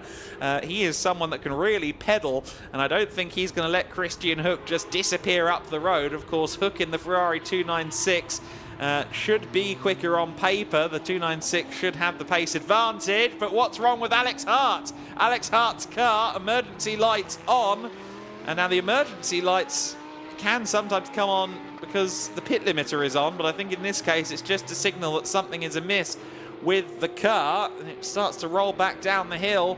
Alex Hart, unfortunately, with some kind of mechanical malady, less than halfway into the race, and his race may well be over. Christian Hook disappears up the road then into third place. The two Mercedes AMG GT4s at the front, GT3s at the front of the order, already dealing with some lap traffic as they come past my commentary position on the main straight. They've now managed to dispatch the car that was between them on the main straight. I think it was the Villico Motorsport entered Ferrari Challenge machine of Pedro Silveiro. The top two then will head over the crest of the hill and into this yellow flag area where Alex Hart has come to a halt. Jamo Hartling a bit deep there into the corner, but manages to get a good run out of the turn as a result. And well, Alex Hart's emergency lights are out. What can we do to try and move that car? It's not in a really dangerous position. It's not in the line of fire, but it's also far from ideal to have a car in that position. Jamo Hartling and Finn Weibelhaus will probably be hoping that the race stays green, because they've managed to distance themselves from the chasing pack. The last thing they'd want to do is get caught by them. However, the safety car has just come out. So, I'm afraid, Jamo and Finn, your private party has just become a public gathering, because the safety car is going to come out and the field is going to be compacted. They're about to hit some serious lap traffic there, as you can see Uwe Lauer, among others there. Just behind him, the spectacular all-carbon fibre number 30 Autosport Racing Lamborghini of Alessio Ruffini. We ride on board with Uwe Lauer in the 72 car, a race winner, of course, at Estoril. Did really very well indeed under the very tricky conditions we had at Estoril. It was pouring down with rain during race 2, but he managed to take the win and very much impressed his driver coach and co-driver Francesco Lopez in the process. Impressed me as well. It was a great performance from Uwe Lauer. He only found out he won the race in the podium, because or underneath the podium, because Christian Hook had finished in front of him, albeit Christian Hook had some penalties hanging over his head for overtaking under safety car. So then the Uwe Lauer machine is released by the safety car, because they're trying to pick up the leading Mercedes AMG GT3s. What an incredible sensation this must be for these drivers competing at this circuit. I mean, just looking through the windscreen of Uwe Lauer's car, it really is beautiful here at Portimao today. A richly deserved day in the sun for our paddock, it must be said, after being soaked through and often blown away during the week of race tests that Giedlick Racing operated ahead of this meeting. The safety car is out and will have picked up our leaders then, so Jamo Hartling and Finn Weibelhaus are about to have far more busy rear-view mirrors as they return to, or as the pack returns to them. Alex Hart being towed away then, unfortunately, not how he would have hoped to end that race. He was just getting into it with Christian Hook, of course. Perhaps Christian Hook had closed in on him because the car was starting to struggle. Certainly not how we wanted to see Alex Hart make his first appearance of the season in the GT Winter Series. A lap time performance with their engineering being done this year by Moritz Kranz, the incredibly fast driver who frequents international GT racing and particularly a very solid hand indeed on the Nordschleife. He, I think, is starting to look towards his future in the mid-long term and wanting to get involved in the engineering side of things in addition to his racing efforts. And, well, he's going to have to take a look at Alex Hart's Porsche and figure out exactly what has happened to it after this race has concluded. 11 minutes and 45 seconds of this race left to go. When the clock hits 0, that is the final lap. And, well, we're going to have to see quite how things shape up once the race resumes. One would expect that the AMG GT3s will disappear up the road again. They've got some lap traffic between themselves and Christian Hook in 3rd place. But anything is possible when you bunch the field back together, that much is for certain. Your order then at this stage of the race is Jamo Hartling out front in the SR Motorsport Mercedes AMG GT3. In 2nd place, it's Finn Weibelhaus in the Haupt Racing Team Mercedes AMG GT3. Christian Hook is 3rd in the Ferrari 296 GT3 car. 4th place for the Cup 4 entry, Adrian Lewandowski for GT3 Poland. Cup 4, of course, reserved for the Super Trofeo Spec Lamborghinis. Pablo Bras, I should say, is next. Villico Motorsport 951 entry, the Porsche 992 Cup car leading the way. And I must say that's very impressive from Pablo Bras to be leading that class because that car only showed up last night, as the entire Villico Motorsport team did. So really a very, very impressive performance indeed from Pablo Bras. He's just ahead of Leandro Martins, who we see on our onboard camera there in the blue and yellow Porsche. You may recognize those as the signature colors of the Kapfingers. Johannes Kapfinger using that very car to win the GT Winter Series in the 2022-2023 season, back when the GT Winter Series would take place either side of Christmas. But it was purchased during the week after that huge incident for Leandro Martins. Contact with Adrian Lewandowski on the first lap of the race, leaving him in the Armco barriers. And that was a big drama and a big hit. And thankfully, driver okay. Car was not okay. That's okay, just buy another one. Safety car is in this lap then. We are going to return to racing conditions with Jamo Hartling at the front of the order. Finn Weibelhaus will be looking to try and take the opportunity presented here as we go into the final 10 minutes of racing. Weibelhaus for Haupt Racing Team.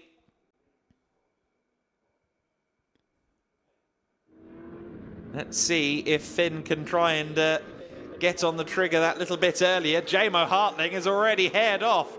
He doesn't want to wait. He's not going to mess around. He pulls the pinning. We go back to racing conditions. Weibelhaus follows suit. Then behind, everybody else gets started, albeit, of course, the safety car line has now only just been passed. And look at this. This is for 3rd place. Adrian Lewandowski in the white Lamborghini just behind Christian Hook in the 115 car. That's for 3rd place. There goes the 951 Porsche, though. So Lewandowski losing 1-2 positions, as a matter of fact. The Porsches are swallowing the Lamborghini whole here like a large Amazon snake. The Porsches disappear, make their way past the Lamborghini and say, well, see you later, mate. The good speed racing car, Piotr Vera, we ride on board with him. Adrian Lewandowski going defensive into the next corner, which is, of course, the hairpin at turn 5. But we've got to change for leading Cup 2 because Leandro Martins in his new unfamiliar car gets past Pablo Bras, and Pablo Bras also overtaken by Demir Hott there, second in Cup 2, still under contest as they come through 7 and 8. Turn 7, turn 8, just over that hill there. We'll see them back down into turn 9, but I'm not sure what order they're going to be in. We really need to get a closer look at that. It is the leading car in Cup 2 still, the Leandro Martins machine. So Leandro Martins now leading in Cup 2, 2 and 3 wide further back in the pack as everyone tries to find some room for themselves. But there's the lead battle in Cup 2. So down to 4th place now has gone Demir Hott. He was second in class momentarily. Everybody else trying to find their way through. That's John Dillon putting a lap on one of the Villico Motorsport entries. But Christian Hook still trying to find his way past the AF Corsa Ferrari that was put down a lap. That's the 220 car of Talal Shahir. Now Shahir is a lap down, as I said, but he's also got the Challenge Evo car, which is quicker in a straight line. And Christian Hook says, do you realise you're a lap down? Flashing the headlights, wanting to get past, because Leandro Martins is right there behind him. Talal Shahir does allow them through, and now has the Cup 2 battle coming up behind him as well. This is second in Cup 2, the 951, the 951 and the 7 car, Hubert Darmetko and Leandro Martins, or rather, Hubert Darmetko and Demir Hott, I should say. So many cars all at once here. But the great battle we have here for third overall between the Cup 2 leader and Christian Hook in the GT3 Ferrari shows no signs of letting up in the slightest. Christian Hook will be watching through the rearview mirror and trying to contemplate how to stop Leandro Martins, who we've seen to be a very, very fast peddler at Estoril. Of course, took second overall, much to the delight of the home fans at Estoril just last weekend in race number 1. There's the battle for second in Cup 2, and I'll correct myself, it's Pablo Bras and Hubert Darmetko in the battle for second in Cup 2 right now. Here they come through shot. Adrian Lewandowski just behind them, and then it's Piotr Vera in the Mercedes-AMG GT3. There's the number 20 car of Demir Hott. Then it's the 177 of Alfredo Hernandez. And the spectacular golden Lamborghini. That car rounds out our overall top 10 just ahead of Thor Haugen right now. 5 minutes and change left to go in this race then, and here comes the Lamborghini power for Adrian Lewandowski. Hubert Darmetko powerless to stop the Lamborghini from drawing alongside him and indeed getting past him as they go through the first corner. Adrian Lewandowski was struggling as we went back to green flag, but I think the tyres have now warmed up underneath him and he's ready to go Porsche hunting, as is Piotr Vera there, who was looking to the inside. Piotr Vera in the Mercedes-AMG from Good Speed Racing. Great to have them for the first time this season. Doubtless see more of that team as the year continues on in the GT Winter Series. And that Lamborghini looks like the car that's really causing dilemmas now for the Porsche drivers. Once again, now that Adrian Lewandowski seems to have got some heat into the tyres, that thing is looking very, very quick indeed. He's just behind Pablo Bras in the 951 car. Now that machine being driven by the Spanish GT champion of 2023, Pablo Bras. So that is a driver who certainly has some good credentials, as does that man Leandro Martins leading Cup 2, but it must be said Pablo Bras is closing in on him, as is Adrian Lewandowski, but of course they're in a separate class. All of these single make machines, they have their own class rather than competing up against each other. But the drivers don't typically care about that. They just want to race each other. And in the same spirit, Piotr Vera is just getting himself past Hubert Darmetko. That's a move for 7th overall. And Darmetko dispatched then by the AMG GT3. And through goes Adrian Lewandowski as well. Lewandowski gets himself past Pablo Bras for 5th overall. So now Adrian Lewandowski is currently doing Leandro Martins a favour, because he's now a buffer between Leandro Martins and Pablo Bras in the Cup 2 lead battle. However, if Lewandowski closes in on the 911 car, there is the blue and yellow machine. I suspect that very quickly Lewandowski is going to be less of a help and more of a hindrance. We'll have to see if the Lamborghini can get there. Certainly Lewandowski seems to have the bit between his teeth at the moment in this battle for 4th overall. Your lead battle has not changed, incidentally. Jamo Hartling still just holding a little under a second over Finn Weibelhaus, but I expect this battle for 4th place is about to spice up, because sure enough Adrian Lewandowski is at a rate of knots closing in on the Racar Motorsport machine of Leandro Martins. Christian Hook will emerge through turn 12 and then be followed by Adrian Lewandowski right on the back of Leandro Martins. The good thing about Leandro purchasing Johannes Kapfinger's old car is that half of it is fluorescent yellow, just as Leandro's original chassis was. Now onto the main straight. I suspect this Lamborghini is once again going to open up the taps and may well be through by the time they get to the first corner. Will it be that easy? Well, maybe not, because it's not an amazing run out of the corner, but there goes the Lamborghini. There goes that straight line speed. It's already a nose ahead as they go over the start line. And sure enough, yes, by the time they get to turn 1, Adrian Lewandowski has made up yet another position. A Lamborghini plus a straight line seems to be a cheat code in the GT Winter Series at the moment. Adrian Lewandowski then up into 4th place overall. He is the first of the non-GT3 machines in this race, just behind Christian Hook. I think Christian Hook 5 seconds up the road is a bit of a bridge too far for Adrian Lewandowski, but he has done a very good job of getting himself past the Porsches, using that straight line speed of the Super Trofeo Spec Huracan and deploying it exactly when needed. The Mercedes AMG of Piotr Vera in P7 overall, just hounding the back of Pablo Bras, who is of course himself still trying to close in on Leandro Martins in an attempt to reclaim the Cup 2 lead. Piotr Vera, for good speed racing, would love to try and get a top 6 finish out of this race. Our top 2 come across the line to start the final lap of the race.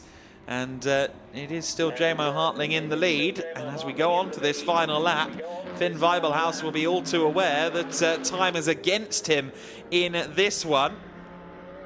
The Haupt Racing team will be willing on their young driver in his first GT3 race, but they'll also be willing him to give them a car that's ready for Sunday without any need for repair bills. I think Weibelhaus may well decide that discretion is the better part of valour. That said, he has been aggressively flashing the headlights from pretty much moment 1 of this motor race. Jamo Hartling for now, though, with the advantage. 2 relatively inexperienced GT3 drivers, albeit Jamo Hartling has a couple of years of GT4 under his belt, whereas this driver, Finn Weibelhaus, is brand new, very wide, going through the turn 7-8 sequence there. Weibelhaus, on his first non-single-seater car race in his career, has still got half a lap or so, well, maybe a third of a lap or so to try and secure this win. But I think it is just a bit too much to ask of the youngster. Jamo Hartling then just 2 corners away from a second win of his season.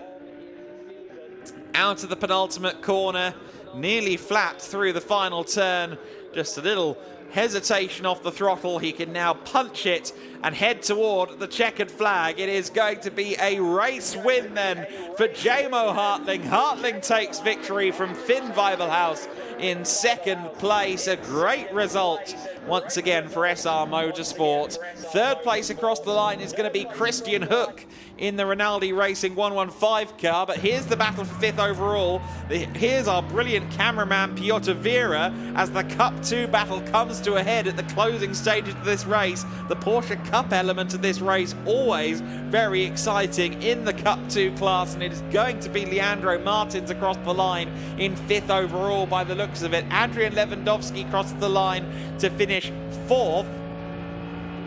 And then 5th across the line will be Leandro Martins. And just getting through into 6th place there was Piotr Vera.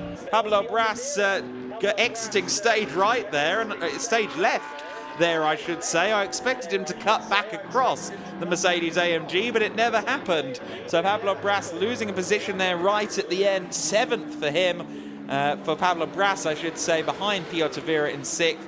Darmetko, Demir Hott and Alfredo Hernandez rounding out our top 10 after yet another frenetic GT Winter Series race. They're still coming across the line in their droves. The Cup 1 win going to John Dillon just ahead of Motohiko Isozaki. A great battle between them at the end of the race. Uwe Lauer we ride on board with there. He crosses the line in P18. Of course, Uwe will share with Francesco Lopez in the 3rd and final endurance race, and we can expect that onboard shot to feature a good amount of overtaking once Francesco Lopez takes the helm later on. The spectacular all-carbon Lamborghini, the number 30 car of Alessio Ruffini, crosses the line there in tandem with the 952 car of Pedro Miguel Bras, the Villeco Motorsport entry. There is another of the Villeco cars just crossing the line, Pedro Silvero in the Ferrari Challenge machine. That is an Evo Spec Ferrari Challenge, and good to see Villeco Motorsport giving the AF Corsa cars a little bit of competition here in the GT Winter Series. It's great that this grid has grown so much since Estoril, and I'm confident that we're going to have spectacular entries all throughout the season in GT Winter Series. Now the Marshal directing the wrong car away there, unfortunately, so we're not going to have Finn Weibelhaus down towards the podium, but hopefully Finn can sprint his way down. He is a teenage athlete, he should have the cardio to do it, but the Marshal putting Finn Weibelhaus away from the podium and indeed the weighbridge. There is Adrian Lewandowski, who was 4th place. And of course winning among the Lamborghinis in the Cup 4 class. But delight again for Jamo Hartling, who really is coming on strong as a GT3 racer. We'll see him, of course, in the endurance race as well. He'll hand over to Kenneth Heyer for tomorrow's race. I'm very much looking forward to seeing how the experienced Kenneth Heyer deals with Finn Weibelhaus in the race. Pass the glasses, pass the gloves, please. That's Jill down there from Equip Vitesse, just dealing with Jamo Hartling, and I know they can hear me, so hi guys. But Jamo Hartling looking warm after that 30-minute race, and to be fair, Finn Weibelhaus didn't give him much time to relax, did he? It was full gas all the way through that race. And there you go, the embraces from the SR Motorsport crew. Of course, SR Motorsport, as Lukas Gajewski explained, kind of the international expansion for the Schnitzelhelm racing team that seems to enter an armada of cars every single time in the Nürburgring series. Great to see Jamo held aloft. Tim Neuser there, one of the crew members there, lifting Jamo Hartling. But Jamo, he is very popular indeed, isn't he, at this moment? His first solo race win in a GT3 car as well, so that is a big day for young Jamo Hartling of SR Motorsport.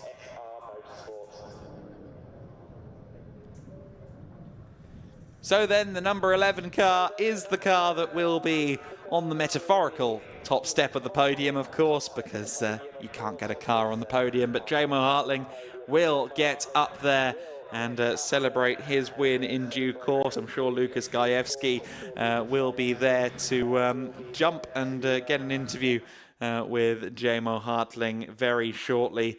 Beautiful shots then of the Autodromo Internacional Algarve as this race day comes to an end. We'll have 5 more races to bring you on Sunday here at the Autodromo Internacional Algarve. By no means is this weekend over. In fact, it's barely gotten started. The Sunday is always hectic and action-packed in the Winter Series weekend. So if you're here on the stream, if you're here in person, make sure you're with us again tomorrow, because the racing will be even more spectacular, I'm sure, when it comes to Sunday.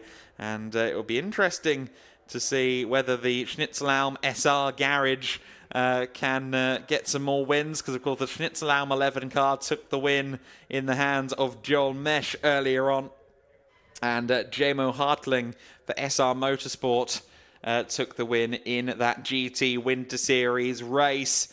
And I understand that Lucas is down there now with Jamo Hartling. So let's hear Jamo's perspective on the race.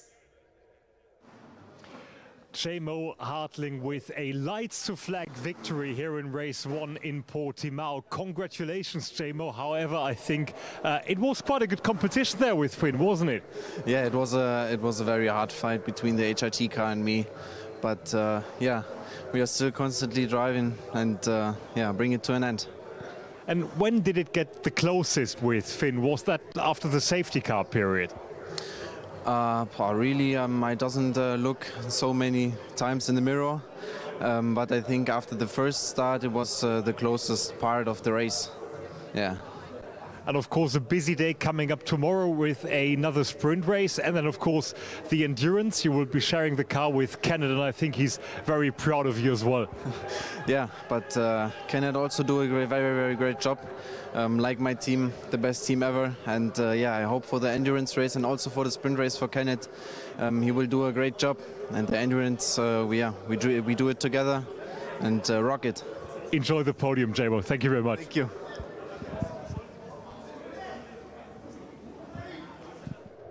So Jamo Hartling there talking to Lukas Gajewski, and we'll see him onto the podium soon, along with Chris McCarthy, who will be Master of Ceremonies one more time on Winter Series Saturday here at the Autodromo Internacional Algarve. We'll get, I'm sure, an insight or two perhaps as the day comes to an end on that podium as well. If you want to get some perspective from the drivers on this circuit, I was down with our wonderful videographer Emilio on the early stages of the week and got some fresh perspectives from the drivers as they came out of their cars during weekday testing here at Portimao. And certainly the consensus is that this place is a spectacle to drive, and I'm sure we're going to get some brilliant racing when we go into Sunday in the 3 classes. Of course, we'll be joined by a 4th class for the first time, the Formula Winter Series as well, and it'll be very interesting to see what they do when we get to Spain. Let's have a look then at some highlights of that race in the GT Winter Series. So then as it all got underway, everybody was trying to find some space, even if that meant using the runoff area. Lots of places gained, lots of places lost in that phase of the race. The Cup Porsches, the Cup Lamborghinis, all finding each other out there on circuit. And Christian Hook closing in and passing Alex Hart for 3rd place overall. Hart, though, with what seemed to be some sort of mechanical issue, the car just not playing ball anymore. He pulled up to one side. Demir Hott really diving up the inside, briefly taking second in Cup 2, but he'd lose out there. Hubert Dometko losing out right at the line to the Good Speed Racing team for Mercedes AMG. That was for position right at the end of the race. Meanwhile, there was also, of course, the small matter of Adrian Lewandowski's Lamborghini that made up something like 5 or 6 places in 3 laps post-safety car period. But this man was held aloft. This man was first across the line. Jamo Hartling celebrating in style at the conclusion of Winter Series Saturday. And he will be delighted with his efforts. I know that Kenneth Heyer for him is quite a good mentor. And those two will be a force to be reckoned with. Kenneth, of course, in the second race of the weekend, the sprint race on Sunday morning, and of course the two drivers sharing the car in the 55-minute endurance race that will take place from the afternoon into the evening. The drivers will, I think in large part, head just across that hill there to the Algarve Race Resort, where a lot of our teams are making home for the next few days, and that's always good when you don't have too far between circuit and hospitality area.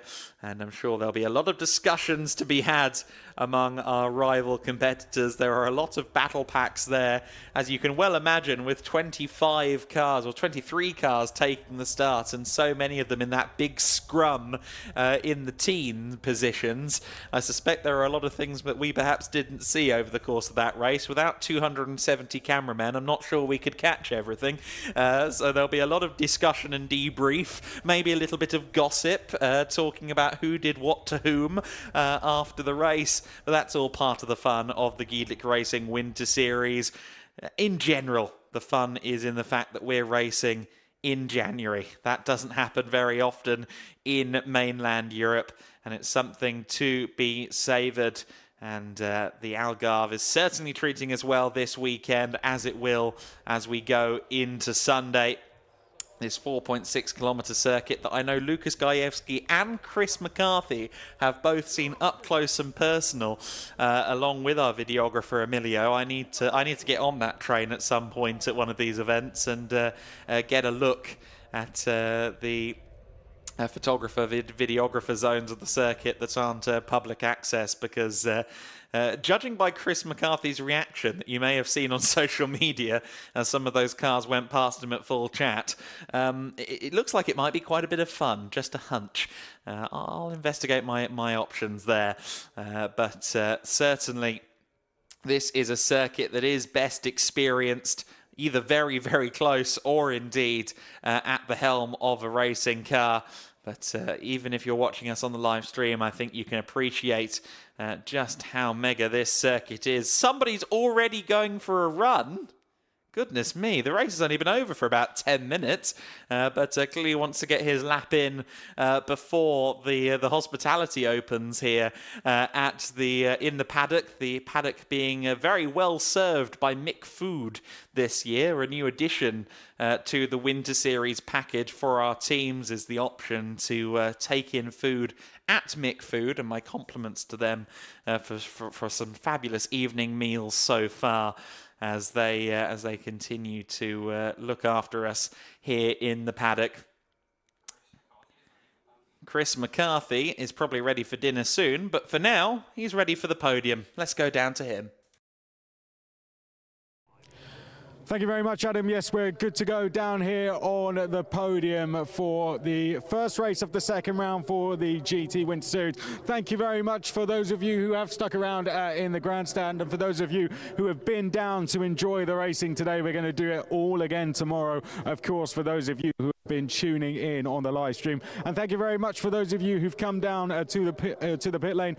Please give all the drivers lots of support as they come out. I think that was an absolutely fantastic race, and thankfully the conditions were on our side today. We've got lots of classes to get through, 5 this time, because we had a new class in Cup 3. So let me talk no further. Let's get straight on with the procedures and get the drivers out, shall we? Because it was a fantastic race across the board, particularly in GT3, which went all the way down to the wire as Adam Weller described for you there. So let's get our top three out, shall we? Starting with third place, number 115, Christian Hook. Let's give him some support, people. Well done, Christian. Onto the podium. You don't have to talk to me just yet. Finishing in second place, just over a second behind our overall race winner, put in a fantastic drive. Number 4, Finn Wiebelhaus. Well done, Finn. Superb drive, mate. Well done. But he's becoming a familiar sight on that top step of the podium, once again taking another win in the GT Winter Series. Please put your hands together for our winner in the first sprint race this weekend here at Portimao, Jamo Hartling.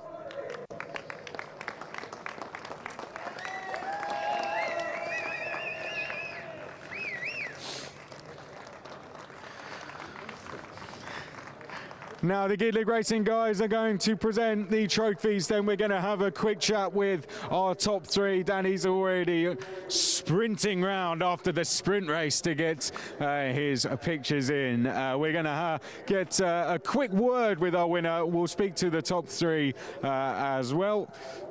Danny's going to get his pictures, and then we will move on with our Cup 1 category once Danny's happy.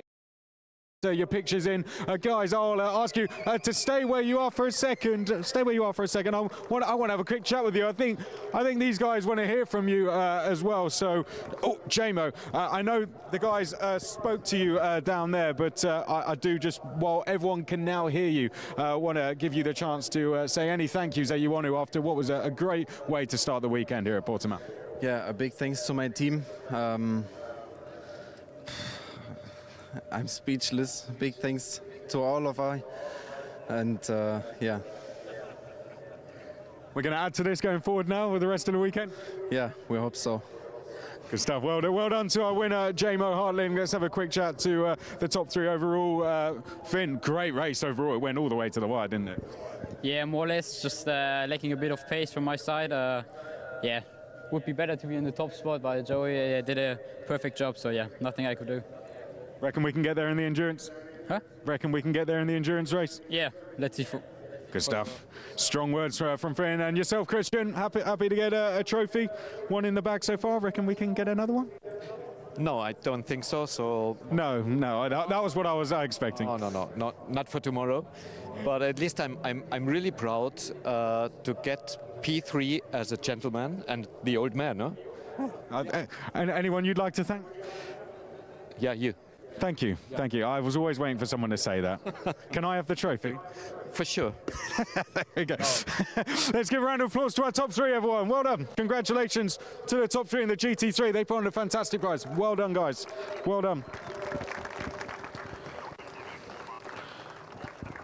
Thank you very much, guys. Okay, we're going to go to the Ferrari guys next, our Cup 1 class. Let's get third place on to the podium next. Number 220, Talal Sher.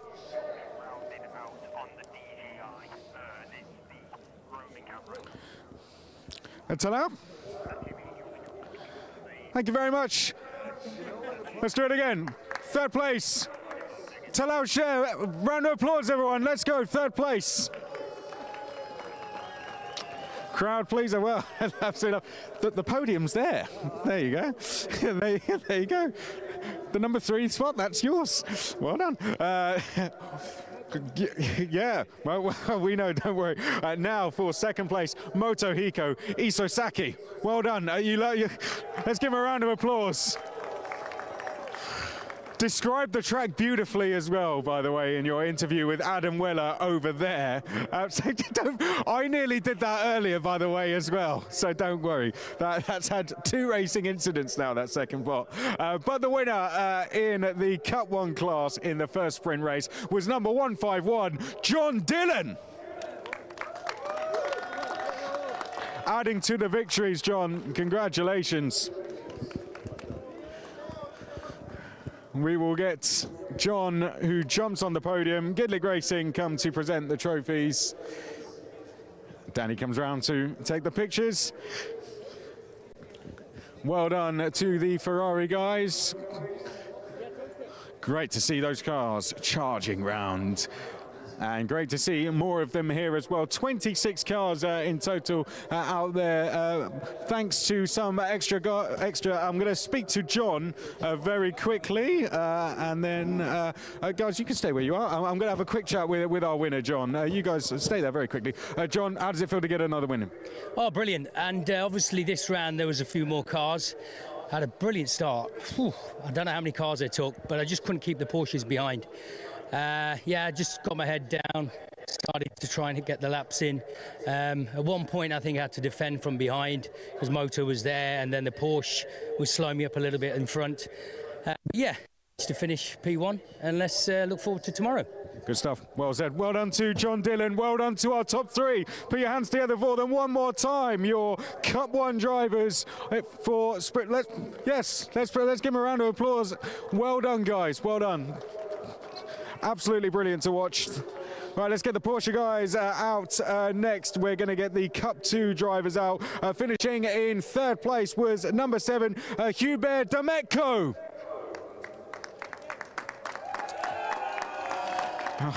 A lot of support, love it. That side, yep. Finishing in second place was number 951, Pablo Brass.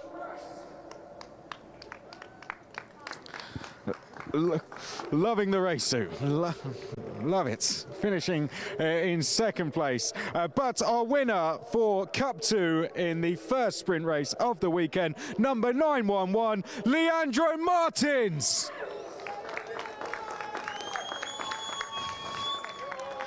Great support. And the Good League Racing guys are going to come to present the trophies now. Go on, Danny, go.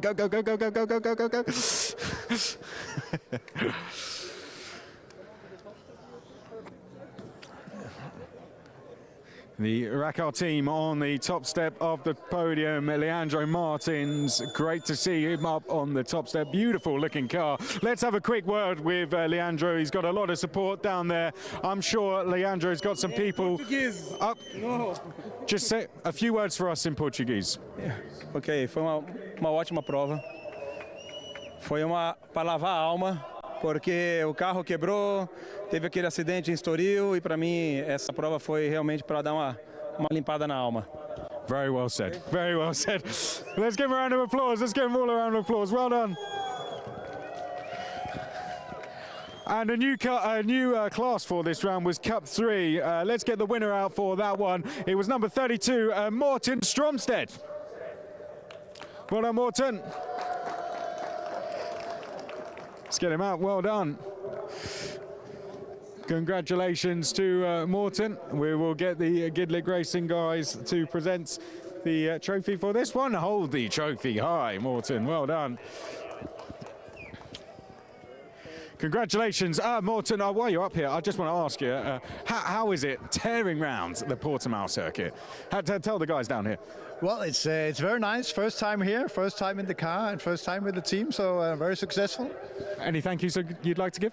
Well, for my team Thunder, my wife who attracted me here, and my manager Diego Manchaca for getting me here. Well said. We'll see you again tomorrow. Well done, Morten Stromstedt. And let's end with our Lamborghini guys, Cup 4. Congratulations. We'll get them out next. Finishing in third place in this one was Alessio Ruffini. Round of applause as he comes out. Here he comes. Well done. Well done, mate. Fantastic job. Finishing in second place was number 177, Alfredo Hernandez. Well done, Alfredo.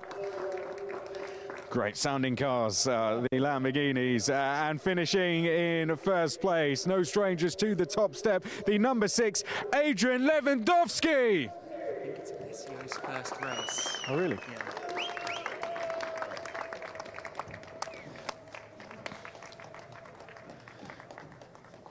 And we will get the trophies presented on what I've been told is Alessio's first race as well. So a first trophy by Adam Weller. Thank you there for the insight. Fantastic there for Alessio to get himself a trophy straight away.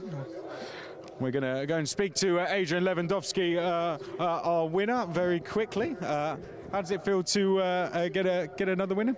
It was okay. I mean, I tried to beat. It made the very peaceful race or something for me. And I was like, when some Porsches or something were attacking me, I just let them go and then slowly, step by step, take my places. So I didn't really focus on doing everything what I can just to be as far as I can, just to train, you know. Enough, I had a crash on the Q2, so I want to be careful now just to avoid some other problems. Good, so congratulations, we'll see you again tomorrow. Well done to our Cup 4 drivers. They will now head off and we are going to welcome in the guys that you've been seeing on the live stream. We're going to welcome in Lucas and Adam. Come in, guys, the man you've been seeing and the man you've been hearing as well. Guys, I mean, fantastic to end the day with a great race there. Adam, I'll start with yourself. Very close at the front, wasn't it? It really was. It's a great demonstration of what the GT3 cars are capable of when they've got quick youngsters at the wheel. Obviously, Jamo Hartling had his first weekend in a GT3 car at Estoril. Finn Weibelhaus had his first weekend in a GT3 car as we speak, but both of them taking to it like a duck takes to water. One of them from the world of GT4, one of them from the world of Formula 4, and it's really interesting to see those first steps being taken, and they're not walking those first steps, they're sprinting them. I'm very interested to see what Sunday's racing brings us from the two young Mercedes AMG pilots.